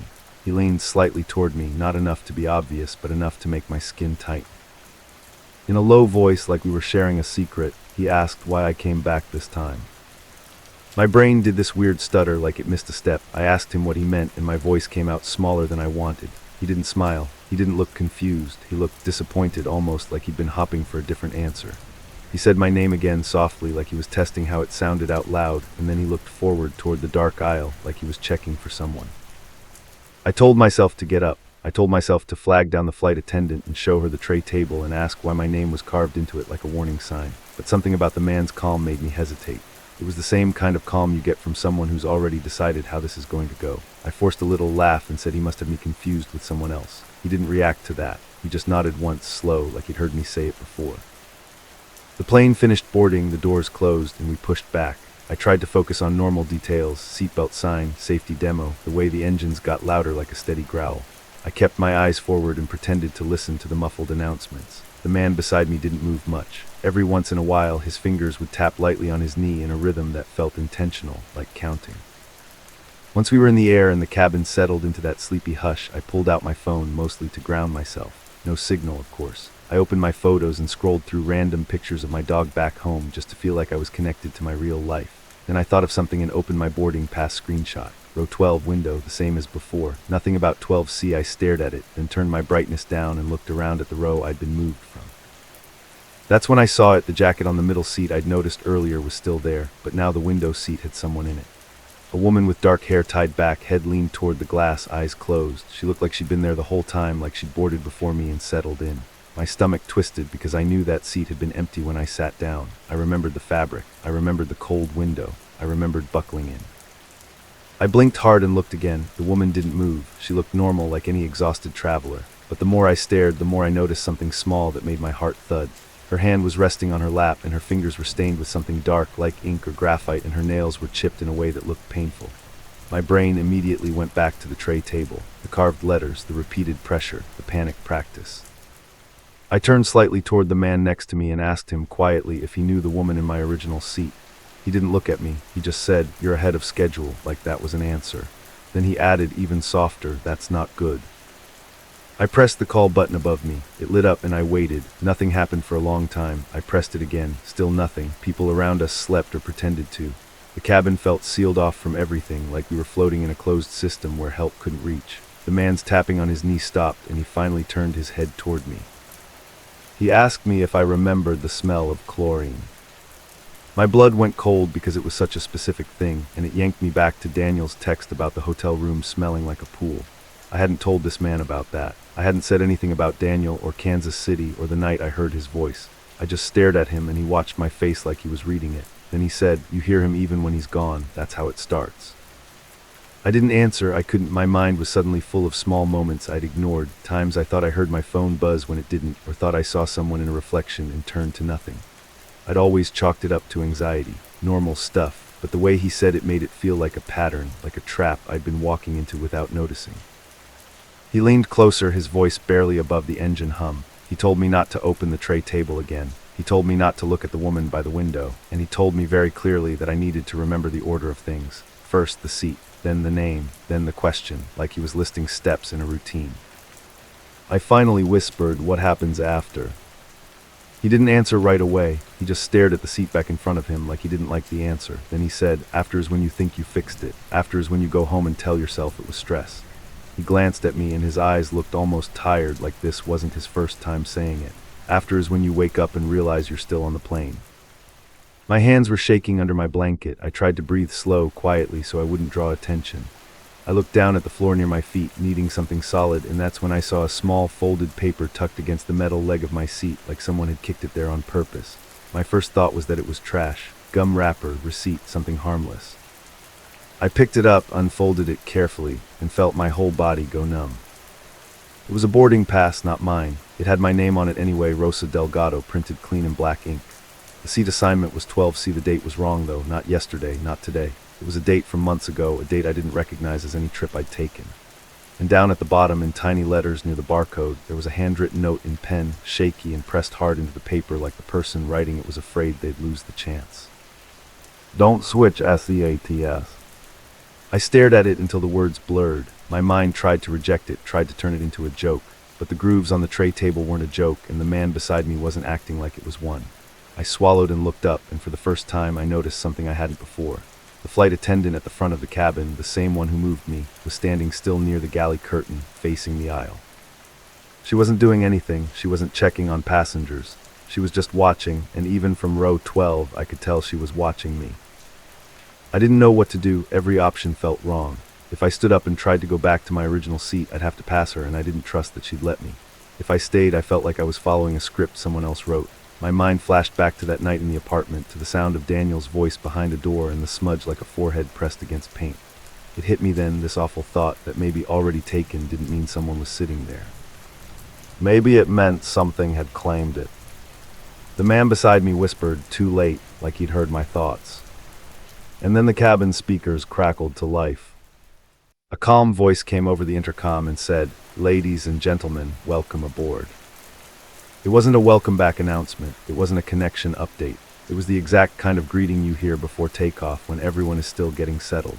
The same tone, the same packing, like the flight was just starting. A couple people stirred. Someone laughed sleepily like they thought it was a mistake. But the weird part was the engines didn't change. We didn't descend or climb. We stayed steady, humming through the dark. The voice continued, and I felt my skin go tight. It said our destination city. It said the approximate flight time. It said the same phrases you always hear. Then it said, for those seated in row 12, please remain in your assigned seats. I turned my head slowly and looked down the aisle toward my original row. The woman by the window opened her eyes at the exact same time and looked straight at me. Not around me, not past me. At me, like she'd been waiting for that cue. Her face was pale, and there were faint red marks on her cheek like she'd been resting it against something hard for too long. She mouthed something I couldn't hear, but I recognized my own name in the shape of her lips. The flight attendant started walking toward row 12, and the man beside me leaned back like he'd decided there was no point pretending anymore. My heart was pounding so hard I could feel it in my throat. I grabbed my bag and stood up in the aisle without thinking, not caring who I bumped. I just needed to move, to break whatever pattern was closing around me. The flight attendant didn't speed up, she didn't shout, she just kept coming, calm and steady, like she knew exactly where I was going. I tried to push past her anyway, but when I got close, she lifted one hand, not aggressive, just firm, and said, "Ma'am, your seat is already taken." I said, "It's not," and my voice cracked. I was there. Her expression didn't change. She repeated it, softer this time, like she was trying to soothe a child. "Your seat is already taken." Behind her, the woman in my original window seat smiled, small and tired, like relief. The man in 12B whispered something I barely caught, like a prayer. "Don't let her sit." I looked down at the boarding pass in my hand, the one with the wrong date, the one warning me not to switch seats. My fingers were trembling so hard the paper fluttered. I didn't know which version of me wrote that note. I didn't know what after meant. I didn't know if Daniel's voice in the apartment was the first crack in whatever was happening to me, or if it was just the first time I noticed. All I knew was the tray table in 12C had my full name carved into it like a desperate message from someone trapped in a loop, and the woman by the window was looking at me like I was her replacement. So I did the only thing that felt like it might be mine to choose. I sat back down in 12C. The flight attendant's shoulders relaxed like she'd gotten what she wanted. She walked away without another word. The man beside me stopped tapping his knee. The cabin settled again into that hush, like the moment had passed. My pulse kept racing anyway, because the tray table felt like it was burning under my fingertips even though it was closed. A while later, when the lights dimmed even more and most people were asleep, I pulled my phone out again and opened my notes app. No service, no distractions, just a blank page. I typed my name at the top just to prove I could. Then I typed, "Do not switch seats." I stared at the words and tried to decide if it was a warning or an instruction. I never slept on that flight. When we finally landed, the whole cabin stood up like nothing happened, stretching and grabbing bags, faces blank with normal tiredness. I rushed off the plane and into the terminal, and I didn't look back until I was safely in the bright airport lights. Even then, I only glanced over my shoulder for half a second. Row 12 was still there in my mind, perfectly clear. When I got to my aunt's house later that morning, she asked how my flight was, and I told her it was fine. Normal. I unpacked, helped her with her meds, and tried to act like my hands weren't still shaky. That night, when I finally got into bed in her guest room, I felt this heavy relief, like I'd escaped something with closing doors and seatbelts and recycled air. Then somewhere in the dark, I heard Daniel's voice. Not from my phone, not from a memory. from the hallway outside the guest room, packing softly, talking like he was on a call. And before I could stop myself, I whispered into the darkness, "Why did you come back this time?" Story 10. I found a hidden folder on my laptop one morning after what happened with the door in the back hall at the movie theater. When I opened it, the pictures inside showed me sleeping every single night. I didn't even know my laptop could make a folder like that on its own. It wasn't labeled photos or downloads or anything normal. It was just a plain folder with a name that looked like random letters and numbers, and it only showed up when I searched for something else. At first I thought it was some kind of glitch or maybe a virus because I'm not a tech guy. But when I clicked it, my stomach dropped so fast it felt like I missed a step. The first picture was of me asleep in my bed on my side, facing the wall. It was taken from inside my room, near the corner by the closet, like someone was standing there holding a phone. I live alone and my apartment is on the second floor. The door has a deadbolt and the windows stay locked because I'm paranoid like that. I stared at it so long my eyes started to water because I was trying to convince myself there was some normal explanation. Then I clicked through more of them and it got worse. There were pictures of me sleeping on different nights, sometimes in different positions, sometimes with the blanket half off my shoulder. In one of them, the glow from my phone charger was bright enough that you could see more of the room, and it made the corner where the picture was taken feel way too close. I scrolled down and saw the dates were all spread out, not just one night. Some of them lined up with nights I worked late at the theater, nights I remember coming home exhausted and passing out without even changing out of my uniform. I should probably explain the theater because that's where all of this started. I was 21 at the time, living in Florence, Alabama, and I needed a job that worked around my community college schedule. The movie theater in town was a small, single-screen place that felt stuck in the early 2000s. It had old carpet that smelled like butter and soda syrup, and the lobby always had the same posters taped up for way longer than they should have been. It wasn't fancy, but it was easy work, and most nights were quiet. I usually worked the closing shift. That meant sweeping theaters, taking out trash, wiping down armrests, and mopping sticky floors while the last customers wandered out. The manager, Randy, would count the register up front while I finished in the back.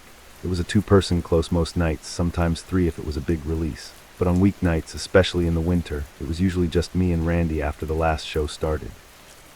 The back hallway is the part nobody ever sees, and it always felt wrong to me. It ran behind the screen and wrapped around to the storage room, the employee bathroom, and the door that led outside to the dumpster. The walls were painted cinder block, that dull off-white color that turns gray under fluorescent lights. There were pipes along the ceiling, and the lights flickered like they were tired. And the weird thing was, the hallway felt too long for the building, like it kept going farther than it should have. I didn't say that out loud at first because it sounds stupid, and I didn't want to be the dramatic new guy. But you know how some places have a weird layout, like the inside doesn't match the outside? That's what it felt like. From the parking lot, the building wasn't that big. You could see the whole thing and it looked like a shoebox. But when you were in that hall, walking past the mop sink and the breaker panel and the old metal shelves, it felt like you were in a school basement or something. Randy would joke about it sometimes, but he did it in that way where you can't tell if he's really joking. He'd say stuff like, "Don't get lost back there," and then laugh and keep walking like it didn't matter. He'd worked there for years, so he acted like everything was normal. The other employees were mostly teenagers who only worked weekends, and they never went back there unless they had to. So I was usually alone in that hall, pushing a trash bin and listening to my own footsteps echo. One night it was late enough that the lobby lights had been dimmed and the last group of customers had left. The only sound was the humming of the soda machine and the faint noise from the projector room above us. Randy told me to go take the trash out while he finished the paperwork. I remember looking at the clock by the register before I headed back, and it was a little after 11:50 p.m. I grabbed the big rolling trash bin and shoved it through the doors into the back hallway. The air back there always felt cooler, like the heat from the lobby never reached it. As I rolled the bin, I noticed something that made me slow down without thinking. There was a door on the right side of the hallway that I had never seen before. At first I thought my brain was just tired and I had somehow ignored it for weeks, but I knew that wall. I had stared at that wall while waiting for the outside door to unlock, while tying trash bags and while listening to the pipes creak. That spot had always been plain cinder block with chipped paint near the bottom. Now there was a solid gray metal door there, with a fresh white sign taped to it that said "Staff Only" in black letters. The door looked too new for the rest of the place. The handle was shiny like it had just been installed. The hinges weren't rusted at all, and the edge of the doorframe looked clean, like fresh paint or new caulk. I stood there with my hand on the trash bin, staring at it like it might move. I even looked up and down the wall like I'd find the outline of it, like it had always been there and I just never noticed. But the cinder block around it looked different, like it had been touched recently. I tried to be rational about it. Maybe it had been covered by a poster or a cleaning cart before, and now it was clear. Maybe they remodeled while I was off, but I had worked almost every night that week and nobody mentioned anything about a new door. I leaned in and looked at the sign, and it was so fresh it still had sharp tape corners, not dusty, not peeling. I did something I regret now. I reached out and tried the handle. It didn't turn, it wasn't locked like a normal door. It felt like it wasn't connected to anything. The handle moved a tiny bit, then stopped like it hit metal behind it. The feeling was wrong, like when you push on something that's supposed to be hollow but it's solid. I pulled my hand back fast and looked around the hallway, half expecting Randy to pop out and tell me I was being dumb. I finished taking the trash out, but my eyes kept going back to that door on the way. When I came back in, I went straight to the lobby where Randy was counting cash. I tried to sound casual, like it wasn't a big deal, but my voice still came out tight. "Hey," I said, "when did that staff-only door get put in back there?" Randy didn't even look up, he just kept flipping bills. "What door?" "The door in the hallway," I said, "right side, it has a sign on it." Randy finally looked up at me like I'd asked him something obvious. "That door's always been there." I stared at him. "No, it hasn't." He sighed like I was wasting his time. "Calvin, yes, it has. It goes to the old maintenance space. We keep it shut, don't mess with it." That answer didn't fit anything in my head. If it was an old maintenance space, why did the hinges look brand new? Why did the sign look like it had been taped up 5 minutes ago? And why had I never seen it before, not once, after walking that hallway every night? Randy's tone made it clear he wasn't going to talk about it anymore, so I just nodded and went back to cleaning like I could shake the feeling off. But I couldn't. Over the next week, I started paying attention to everything back there. I walked slower, like I was measuring the hall with my feet. I looked for seams in the paint, for marks where the door frame might have been cut into the wall.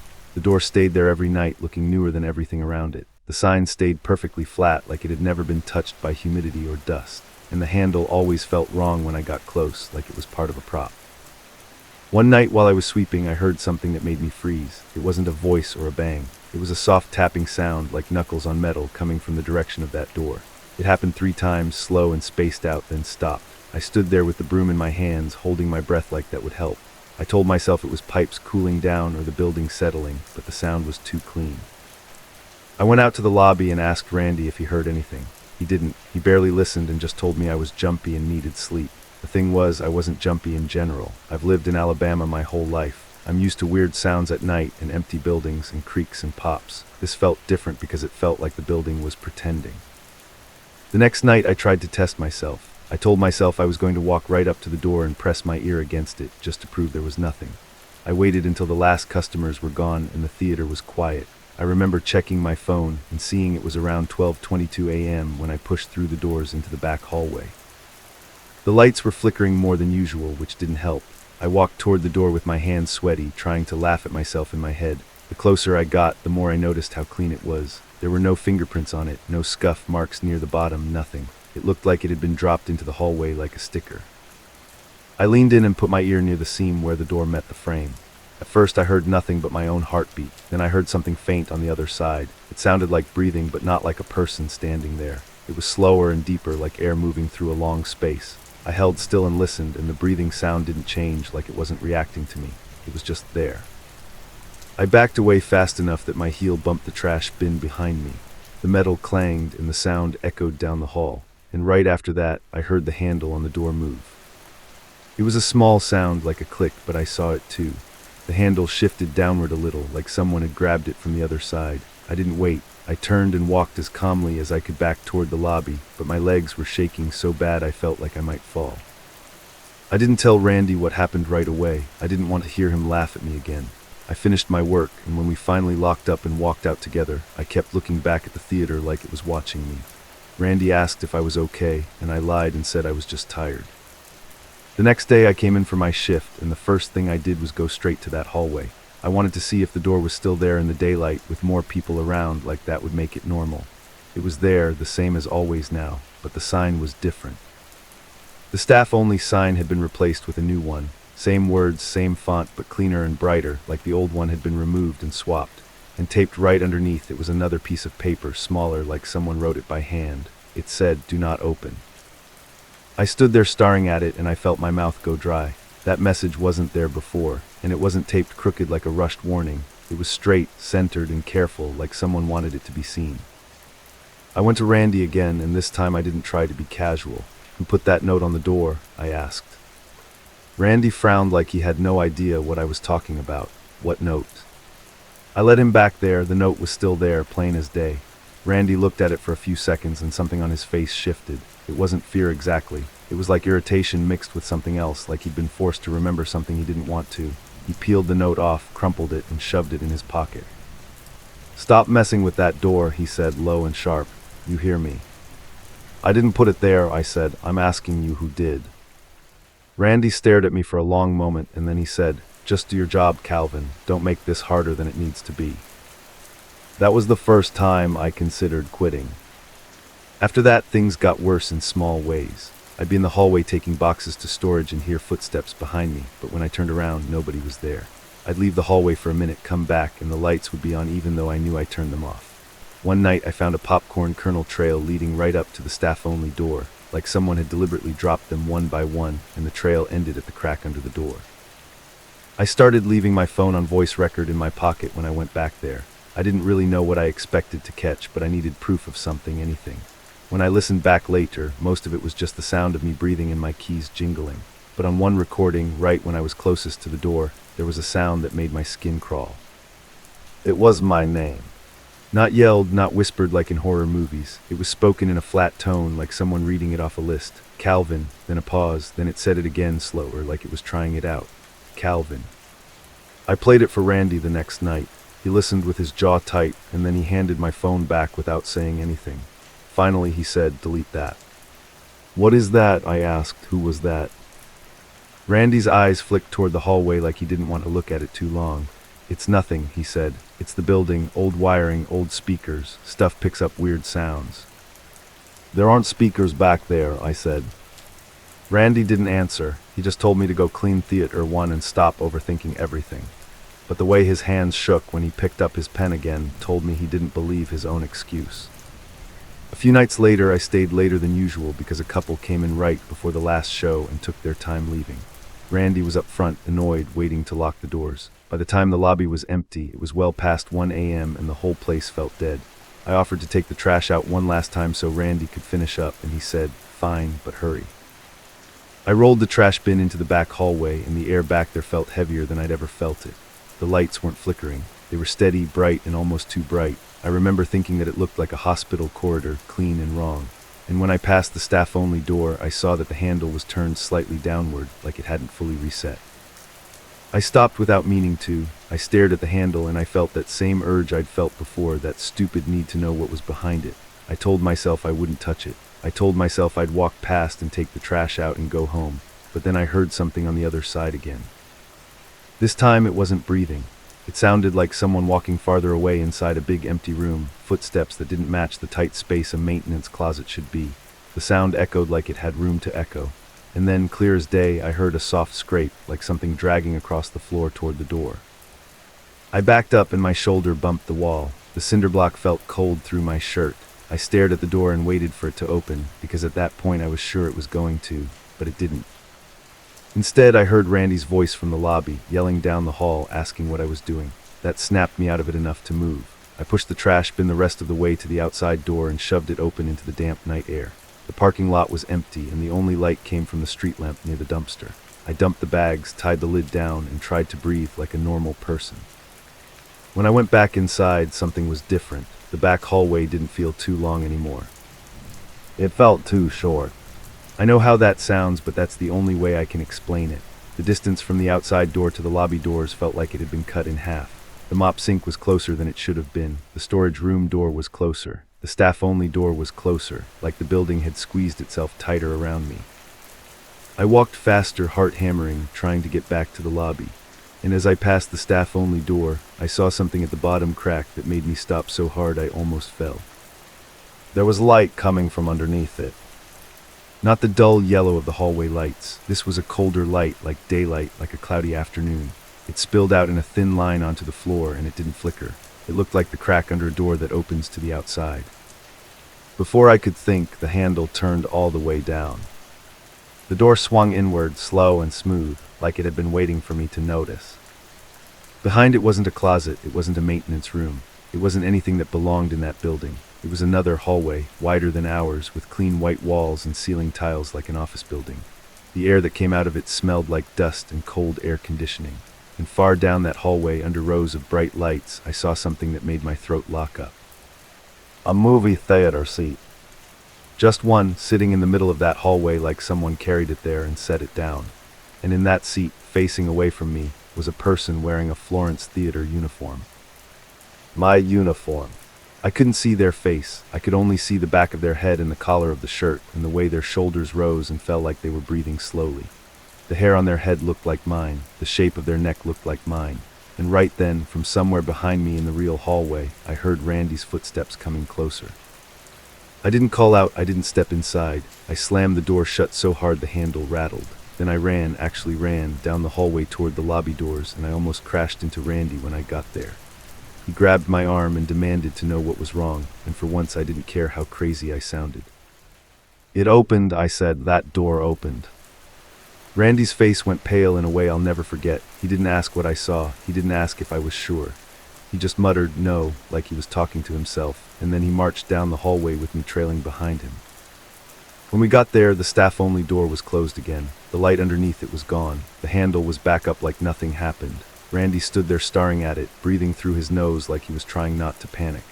Then he pulled a ring of keys from his belt and tried every key on that door, one after another, hands shaking. None of them worked.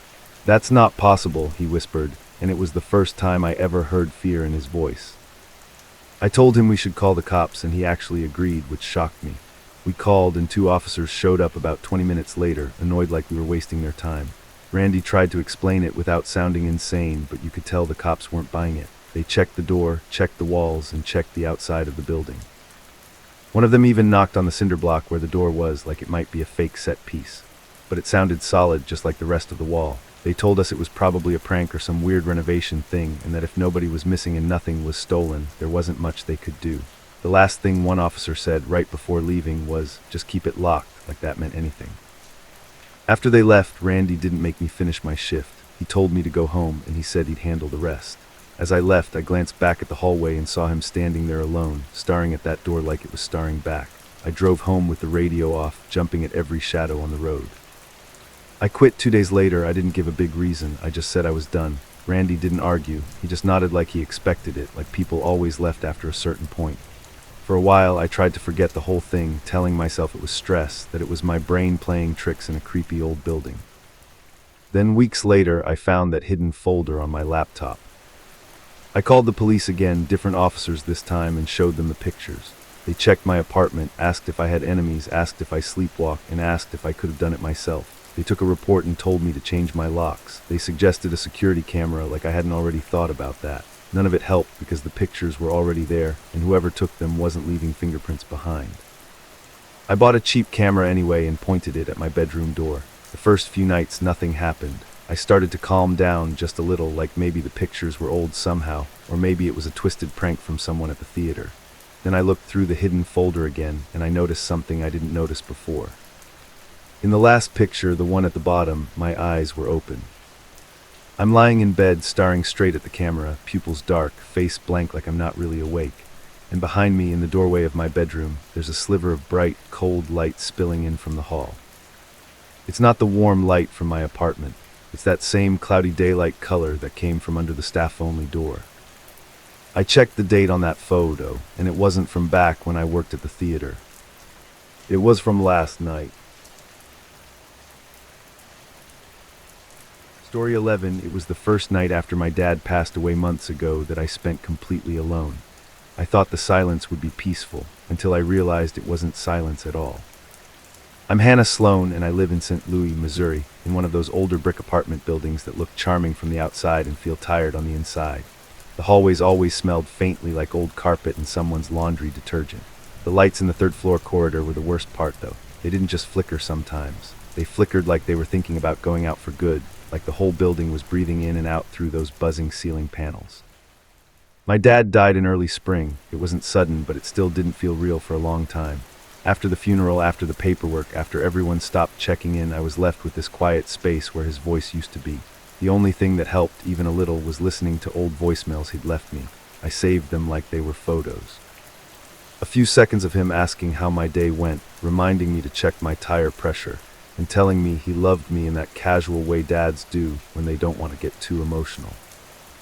I kept those voicemails in a little folder on my phone, and I listened to them at night when the apartment felt too big. It wasn't healthy, probably, but it was the closest thing I had to hearing him again. Some nights I'd play the same one twice, just to make sure I didn't forget the exact sound of his laugh at the end.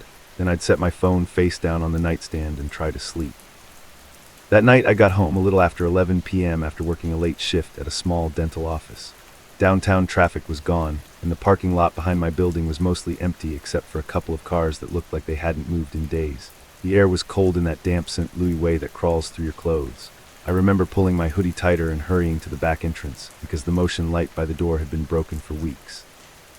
Inside, the stairwell smelled like dust and metal, and my footsteps echoed louder than they should have. I climbed to the third floor, and when I pushed through the door to the corridor, the ceiling lights did their usual stutter. On, off, buzzing like a trapped insect.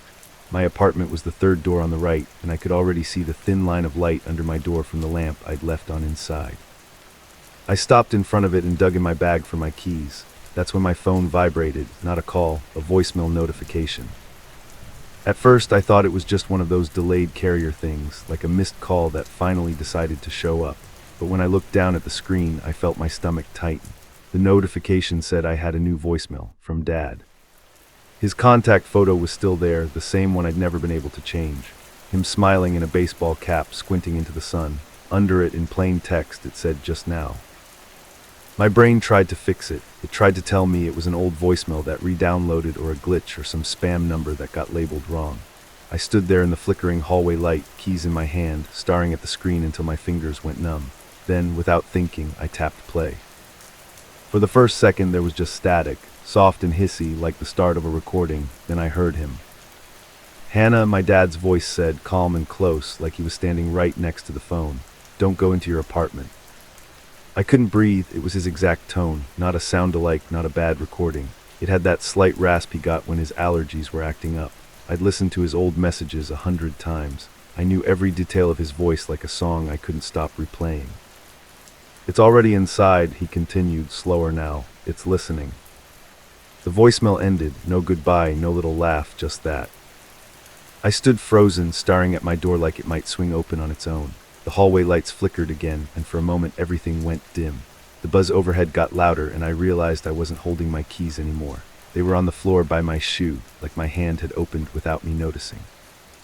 I picked them up, but I didn't unlock the door. I didn't even touch the knob. I pressed my back against the opposite wall, staring at my peephole from the outside like it could see me. My heart was hammering so hard it made my ears ring, and all I could think was about that voicemail saying it was listening. The rational part of me tried to argue. Dad was gone. His number shouldn't be calling anyone. There had to be some explanation. Someone could spoof numbers. Someone could hack accounts. A carrier glitch could label a voicemail wrong. Anything. But the way his voice sounded, so normal, so specific, made those explanations feel flimsy. I called my best friend, Marissa, with shaking hands. She answered half asleep, and I tried to talk without sounding hysterical. I told her I was outside my apartment, and I got a voicemail from my dad's number. I didn't even mention the warning at first because it sounded insane, but when I finally did, my voice cracked halfway through. Marissa went quiet, then said, "Hannah, do not go in there. Call the police." I didn't want to. It felt dramatic, like I'd be wasting their time over a voicemail. But my hallway was empty, the lights were flickering, and my apartment door suddenly looked unfamiliar, like it belonged to someone else. So I dialed 911. The dispatcher asked me what was happening, and I tried to explain it in a way that didn't make me sound like I needed help for a different reason. I said I got a strange voicemail warning me not to enter my apartment because someone might be inside. I left out the part about my dad. I told her I was on the third floor and I was scared to go in. She asked if I saw anyone. I said no. She asked if the door was open. I said no, it was closed, but I didn't know if it was locked. She told me to stay where I was and officers would be dispatched. Then she told me not to enter the apartment until they arrived. Waiting in that corridor felt like waiting inside a broken light bulb. Every time the lights went dim, my body tensed like something was about to move. Every little sound was louder, pipes ticking behind the walls, a distant TV through someone else's door, and the soft hum of the building.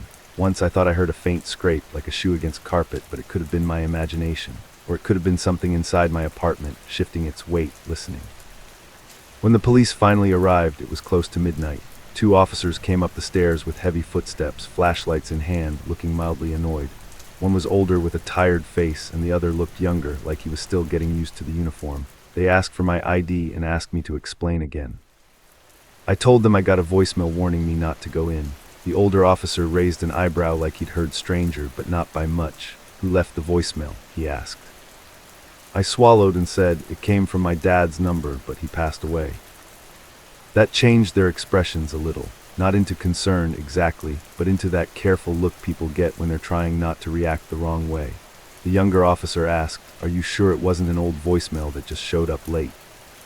"I'm sure," I said, and my voice sounded smaller than I wanted it to.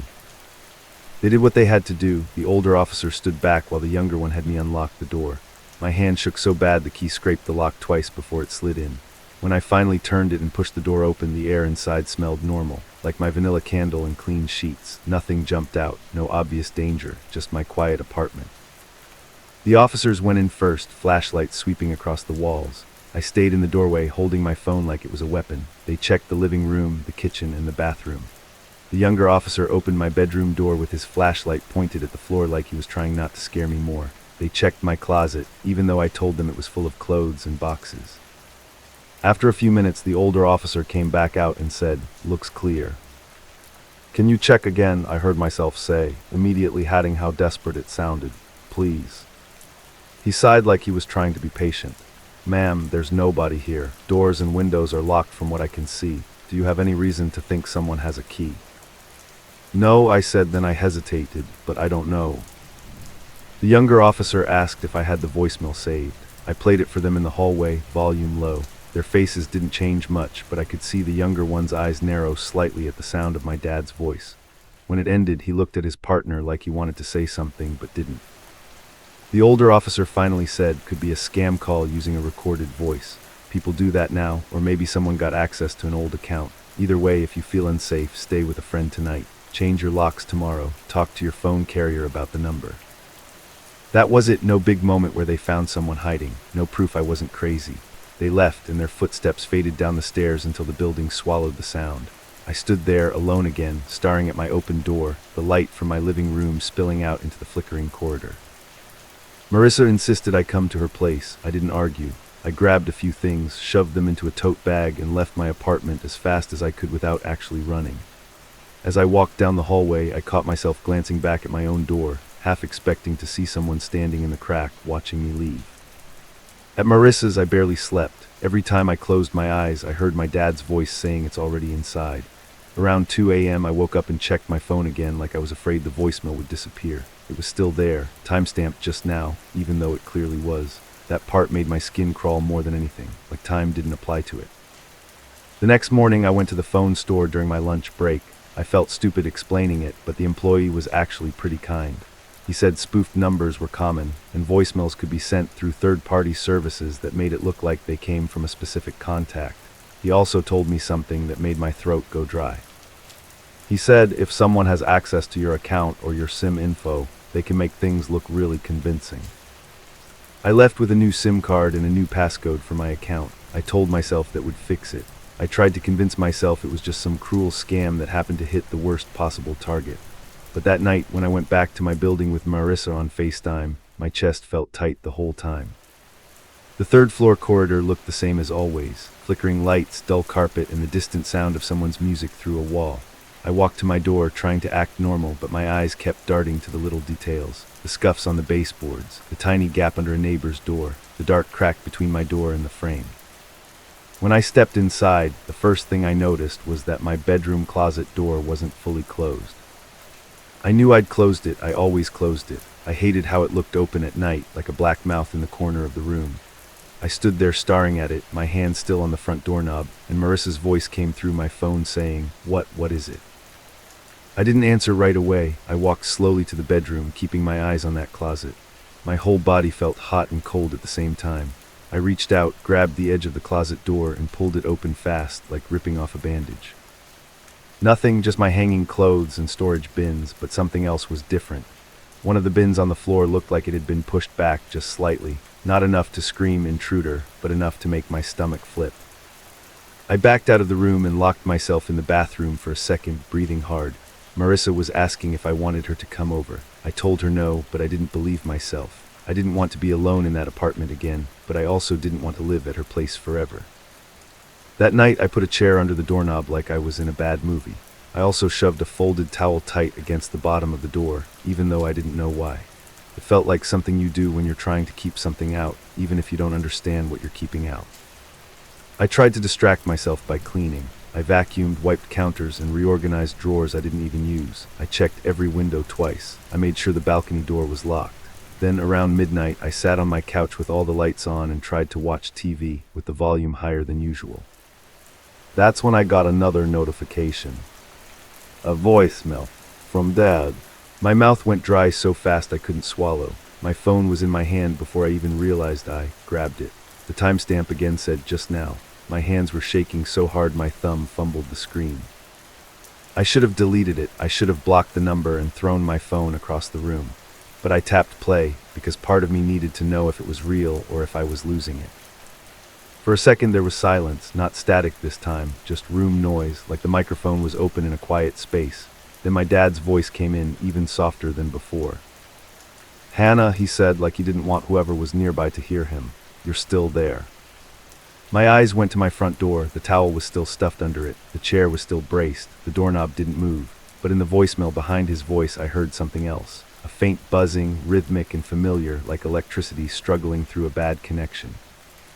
It sounded exactly like the lights in my hallway. Then my dad's voice said, clearer now, "Don't look through the peephole." My whole body went rigid. My eyes flicked to the peephole on the front door without me meaning for them to. I didn't move closer. I didn't breathe. I just stared at it from across the room like it was an eye staring back. The voicemail continued, and I heard a soft sound in the background, a tiny click, like a nail tapping plastic. Then my dad whispered, "It can hear you holding your breath." That was the moment my brain finally stopped trying to explain it away, because as he said that, the buzzing overhead in my living room light seemed to get louder, and I realized I wasn't just hearing my hallway lights through a recording. I was hearing them through my own door, like someone was standing out there close enough that the voicemail picked up the sound. I stood up so fast the coffee table shook. The chair under the doorknob creaked. I didn't mean to make noise, but it happened, and right after it did, I heard something on the other side of my door. A slow, gentle drag, like the bottom of a shoe sliding across carpet. Not a knock, not a kick, just a careful shift in weight, like whoever was out there had been standing perfectly still and had finally adjusted their footing. My phone was still playing the voicemail, and my dad's voice said one last thing, calm like he was trying not to scare me, even though it was too late. "Get out, leave everything, go now." I didn't stop to think. I grabbed my keys off the counter and ran to the balcony door instead of the front door. My apartment had a small balcony that faced the back parking lot, and it was the only way out that didn't involve going toward that peephole. I yanked the sliding glass door open, climbed out barefoot, and slammed it behind me so hard the glass rattled. The night air hit me like ice. I ran along the balcony rail toward the neighbor's unit and started pounding on their door with my fist, not caring how loud I was. A light came on inside, and after a few seconds, an older man opened the door a crack, startled and angry until he saw my face. "I need help," I said, and my voice sounded strange, like it didn't belong to me. "Please, someone's at my door." He hesitated, then opened wider and let me step inside his living room. I was shaking so hard my teeth clicked. He grabbed his phone and asked if I wanted him to call the police. I nodded so fast it hurt my neck. While he talked to 911, I stood by his window and looked down into the parking lot, expecting to see someone run out of the building. Nothing, no footsteps on the stairs, no doors slamming, just the quiet lot and the weak glow of streetlights. The police came again, and this time they looked more serious because I was barefoot and pale and not trying to sound normal anymore. They went up to my third-floor corridor in a group, and I stayed with my neighbor, staring at my phone like it might start vibrating again. When they finally came back down, the younger officer from the night before was with them. He looked unsettled now, like something about this wasn't funny anymore. The older officer told me they didn't find anyone inside my apartment. They didn't find forced entry. They did find something else, though. He said, "There's a maintenance closet at the end of your hallway. The ceiling tile inside is pushed up, like someone been getting into the space above the corridor." My stomach dropped so hard I thought I might throw up. I knew about that closet. I'd seen the door at the end of the hall with a faded sign that said staff only. I'd never thought about what was above it. I'd never wanted to. The officer continued, "Up there is a crawl space that runs along the hall. It looks like somebody could have been moving through it. We're going to notify building management. You should not stay there tonight." I asked them if they found a phone, if they found anything that could explain the voicemails. The older officer shook his head, and the younger one looked at my phone in my hand like he didn't want to touch it. Before they left, the younger officer said quietly, "Change your locks anyway, and maybe don't keep that number unblocked." I did everything they told me. I stayed with Marissa for a week. I changed my locks twice because the first locksmith found that my old lock had scratches around it like someone had been working at it for a while. The building management sent out an email about unauthorized access and promised to secure the maintenance areas. They replaced some ceiling tiles. They claimed they checked the crawl space and found nothing. And the voicemails stopped. For a while, I almost started to believe it was over. I went back to my apartment, forced myself to sleep there again, and forced myself to stop listening to my dad's old messages every night like a ritual. I tried to move forward, even though the third-floor corridor still flickered, and I still couldn't walk past that maintenance closet without feeling watched. Then months later, I moved out anyway, not because I had proof something was still there, but because my body never stopped reacting like it was. I found a different apartment across town, newer, brighter, with solid lights that didn't buzz. I told myself this was a fresh start. The first night in my new place, I put my phone on the nightstand, face down, like always. I fell asleep faster than I expected, exhausted from moving boxes and pretending I was okay. When I woke up in the middle of the night, the room was dark and quiet. My throat was dry. I reached for my phone to check the time, and the screen lit up my hand. "One missed call. From Dad." And underneath it, a voicemail notification. "Timestamp just now." I didn't play it. I stared at it until my eyes burned, and I realized something that made the cold crawl up my spine all over again. I had changed my number when I moved. I had changed my SIM card. I had changed everything. But the voicemail still found me, like it wasn't calling my phone at all. Like it was calling me. Story 12. Back in middle school in Newark, New Jersey, I worked the night shift at a gas station. I used to think the scariest thing I'd see was a drunk customer. I was wrong. I know how that sounds, like I'm exaggerating or trying to sound cool. I wasn't even old enough to drive, but my mom was drowning in bills, and my cousin owned a small station off a busy road, so a few nights a week I helped out for cash under the table. Most nights were boring in the way only late hours can be.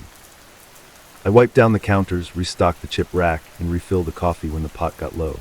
Around 10 or 11 p.m., the place would go quiet except for the hum of the soda fridge and cars hissing by outside. Every once in a while, someone would come in smelling like cigarettes, buy a scratch-off, and leave.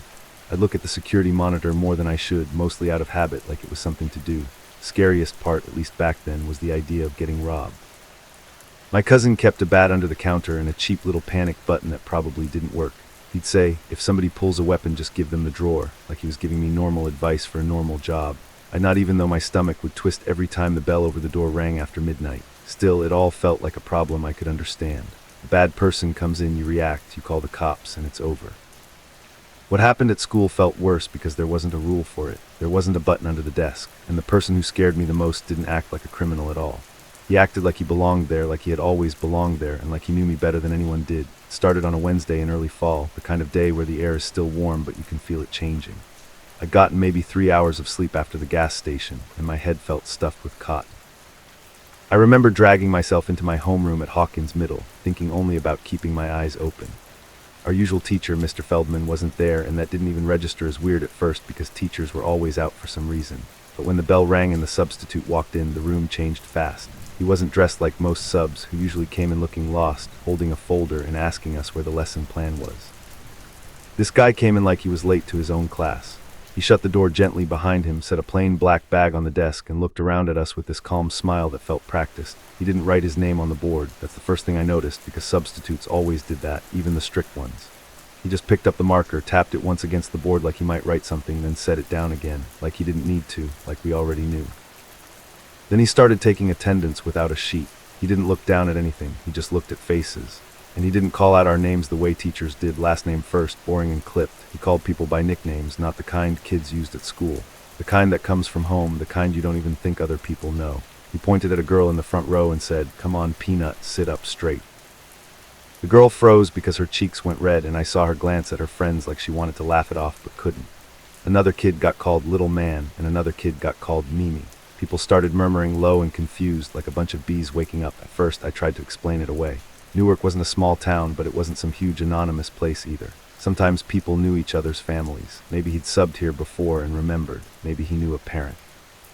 Maybe he just got lucky and guessed, but then he got to a boy named Tyler, who nobody called anything except Tyler, and the substitute smiled wider and said, "Tai, are you still chewing on the inside of your cheek when you're nervous?" Tyler's hand went up to his mouth without thinking, like his body reacted before his brain could. The room went quiet for a second, not the normal quiet where kids are behaving. The kind where everyone is waiting for somebody to say what we're all thinking. Our class clown made a joke, something like, "Yo, how do you know all this?" The substitute didn't get mad, he didn't even look annoyed. He just laughed softly like it was cute and said, "Because you kids aren't as hard to read as you think." The way he said kids sounded weirdly personal, like he was talking about his little cousins. He started the lesson like nothing was off. A worksheet appeared out of nowhere, neatly stacked, like he'd printed them himself. He walked the aisles while we worked, hands clasped behind his back. Every time he passed someone's desk, he'd lean a little and make some small comment, not teacher stuff, personal stuff. "How's your grandma's knee doing? Tell your mom I said the chicken was good last Sunday. Stop picking at that scab, you're going to leave a mark." With each one, I felt more and more like my skin didn't fit right. I kept glancing at the door, half expecting Mr. Feldman to walk in and save us from whatever this was. Nobody moved to go get a counselor or call the office. We were 12 and 13, and even when something felt wrong, we didn't want to be the one who made a scene. Plus, he was an adult at the front of the room. He had that authority that makes you doubt your own instincts. When he reached my row, my heart started beating harder. I told myself it was stupid. I wasn't special. If he knew weird stuff about other kids, he could probably know weird stuff about me too. Still, I stared down at my paper like if I didn't look up, maybe he'd just keep walking. He stopped at my desk anyway. I could see the shadow of his shoes near my chair. His voice dropped lower, like he didn't want the whole room to hear, but it carried in that way a quiet classroom makes everything carry. "Jamal," he said, and my pencil paused because he didn't say it like a teacher. He said it like someone who'd said it 1,000 times. I waited for the nickname, something from home, something my mom might have used.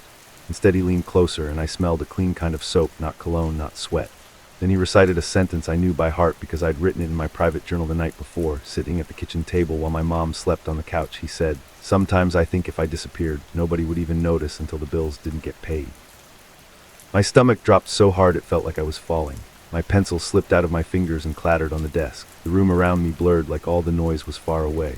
I stared at him and he kept smiling, patient and calm, like he just reminded me of homework. He tilted his head and asked, almost gently, "Did you miss me since the last time?"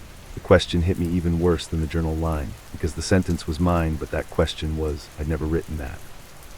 And the way he asked it made it feel like there was some history I was supposed to remember, but I couldn't answer. My mouth was dry. I kept thinking about my journal, the one I hid under my mattress in a torn shoebox. Nobody knew about it, not even my mom, not even my closest friend. It wasn't something I shared. It was the only place I put thoughts I didn't want anybody to see. The substitute straightened up like the moment was over.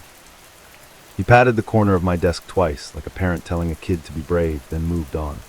I sat there shaking, trying to breathe quietly so no one would notice. But I could feel other kids looking at me because they'd seen my reaction even if they hadn't heard what he said. When the bell finally rang for the next period, it was like somebody released a pressure valve. Chairs scraped, kids started talking all at once, and a few people laughed nervously like they needed to prove they weren't scared. I stood up too fast and nearly knocked my chair over. I didn't even care, I just wanted out. In the hallway, my friend Malik caught up to me and asked what the substitute said. I lied and said it was nothing, just a stupid joke. I could tell Malik didn't believe me, but he didn't push it because he was looking over my shoulder back toward the classroom. A bunch of kids were doing the same thing, like we all expected the guy to step out and call us by some secret name again. I went to the office. My hands were sweating so bad I kept wiping them on my jeans. The secretary looked up like I was interrupting something important, and I stumbled through an explanation that sounded weak even to me. "Our sub is weird," I said. "He's saying stuff about people, like personal stuff." She sighed like she'd heard 100 kids complain about substitutes and asked, "Is he being inappropriate?" That word made my face burn. I didn't know how to answer without sounding ridiculous. I just said, "He's making kids uncomfortable. He won't tell us his name." She told me to go back to class. She said she'd check on it. Her tone was the same as when kids claimed a teacher was being unfair about a quiz. It was like there was no category in her brain for what I was trying to describe. By lunchtime, the stories had spread. Kids from other periods said the substitute did the same thing to them. One girl said he told her something about a birthmark on her thigh that only her mom knew about. A boy claimed the guy knew the name of his dog that had died last year. Every story sounded a little more impossible than the last, and some kids started acting like it was funny, like it was some kind of prank. I didn't think it was funny. The more people talked, the more I felt this tight fear behind my ribs, because if he knew about my journal, he didn't just know surface things. He knew what was inside my head, and if he was asking if I'd missed him, it meant he wasn't meeting me for the first time, even if I'd never seen his face. After school, I went home and went straight to my room. I didn't even take off my backpack. I lifted my mattress and yanked out the shoebox with my journal, hands trembling so hard I almost ripped the cover. I flipped through pages fast, looking for anything out of place. At first, it looked normal. My handwriting, my scribbles, the little coffee stain on one corner. Then I noticed something that made my stomach twist again. A page near the back, one I remembered writing on, had a new crease like it had been folded. I'd never folded any pages. I opened it and saw faint smudges near the bottom, like someone had pressed their thumb there. And in the margin, in small, neat letters that weren't mine, someone had written, "Your GTTING better at hiding IT." I just sat on the floor staring at it. My room felt too quiet, like all the normal house sounds had been turned off. I could hear my own breathing and the distant TV in the living room where my mom was watching a game show. I wanted to run out and show her the page, but I already knew how that would go. She'd say it was probably Malik messing with me, or I did it myself and forgot, or I was tired from working nights, so instead I did the one thing that felt like control. I hid the journal somewhere new, not under my mattress, not in my closet. I wrapped it in a plastic grocery bag and shoved it behind the loose panel under my dresser, the one that always wobbled. Then I sat on my bed until it got dark, checking my door lock twice even though it was just a cheap knob lock that didn't mean much. That night I had to go to the gas station. I tried to tell my cousin I wasn't feeling good, but he was already short-staffed and sounded annoyed. So I went. I walked there with my hood up, even though it wasn't cold because it made me feel hidden. Every person I passed made me tense up like they might say my name. The shift started normal. Cars came in, headlights flashing across the windows. The bell over the door chimed and customers paid and left. I kept catching myself looking at the security monitor, expecting to see that substitute's face in one of the grainy corners. It was stupid, but I couldn't stop. My mind kept replaying him leaning close, saying my words like they belonged to him. Around 1 a.m, the station went quiet. My cousin had stepped out back to take a call, and I was alone at the register. The air inside felt stale, like old coffee and cleaning spray.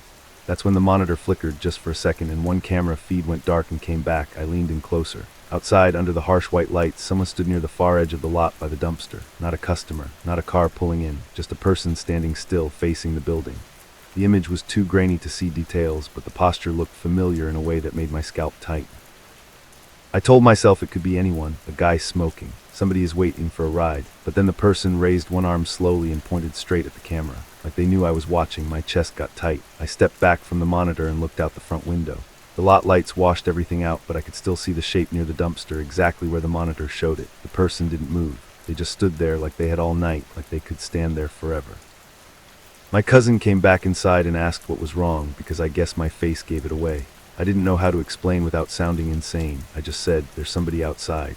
He grabbed the bat from under the counter like it was a normal thing to do and walked to the door, peering out. When he opened it and stepped halfway out, the person by the dumpster turned and walked away into the dark like they'd been dismissed. My cousin cursed under his breath and told me to stop staring at the monitor so much. He said, "If you want to scare yourself, you'll find a way." Then he went back to the office like it was nothing. I didn't argue. I didn't have the energy. But I stood there listening to the bell over the door, half expecting it to ring and reveal that calm smile. The next day at school, Mr. Feldman was back like nothing happened. He taught the lesson, collected homework, and joked about the cafeteria food. The substitute was gone. Nobody in the office had answers. When kids asked what the substitute's name was, Mr. Feldman looked confused and said he'd never even met him. He said the office just told him they had coverage. By the end of the week, people stopped talking about it. Middle school moves on fast. New drama, new rumors, and new fights in the hallway, but I couldn't let it go. I kept checking my journal, and I kept finding small things that felt off. The corner bent. A page slightly shifted, like someone was still touching it even though it was hidden. A couple weeks later, I came home from school and found my bedroom window unlocked. I know for a fact I locked it because my window was old and the latch stuck unless you pressed it hard. My heart started racing. I checked under the bed, in the closet, and behind the door like in movies, even though I felt stupid doing it. Nobody was there. Nothing looked stolen. The room looked almost too normal, like it had been carefully put back the way it was. That night, when I pulled the dresser panel open to check my journal, the plastic bag was there, but it was folded differently. I opened it and found a single sticky note placed right on top of the cover. On it, in the same neat letters from the margin before, it said, "See you in class when you're ready to." Remember, I never told anyone about that note. I didn't know how. I just started sleeping with my bedroom chair wedged under the doorknob, even though it didn't really secure anything. I started avoiding mirrors in school bathrooms because sometimes, just for a second, I'd think I'd see that smile behind me. And I started paying attention to every adult who walked into a room, waiting for one of them to say my name the way he did, like it belonged to him. I'm older now, and I don't work at that gas station anymore. I moved out of Newark years ago. I don't keep journals either, not on paper, not on my phone, nowhere. People tell me that's just anxiety, that I'm letting one weird day mess with me. Maybe they're right, but every once in a while, when I'm half asleep, I'll hear a sound like a marker tapping against a board, and I'll remember the way he asked if I missed him. And I'll lie there in the dark, staring at the ceiling, feeling like someone out there is still waiting for me to remember who he thinks I am.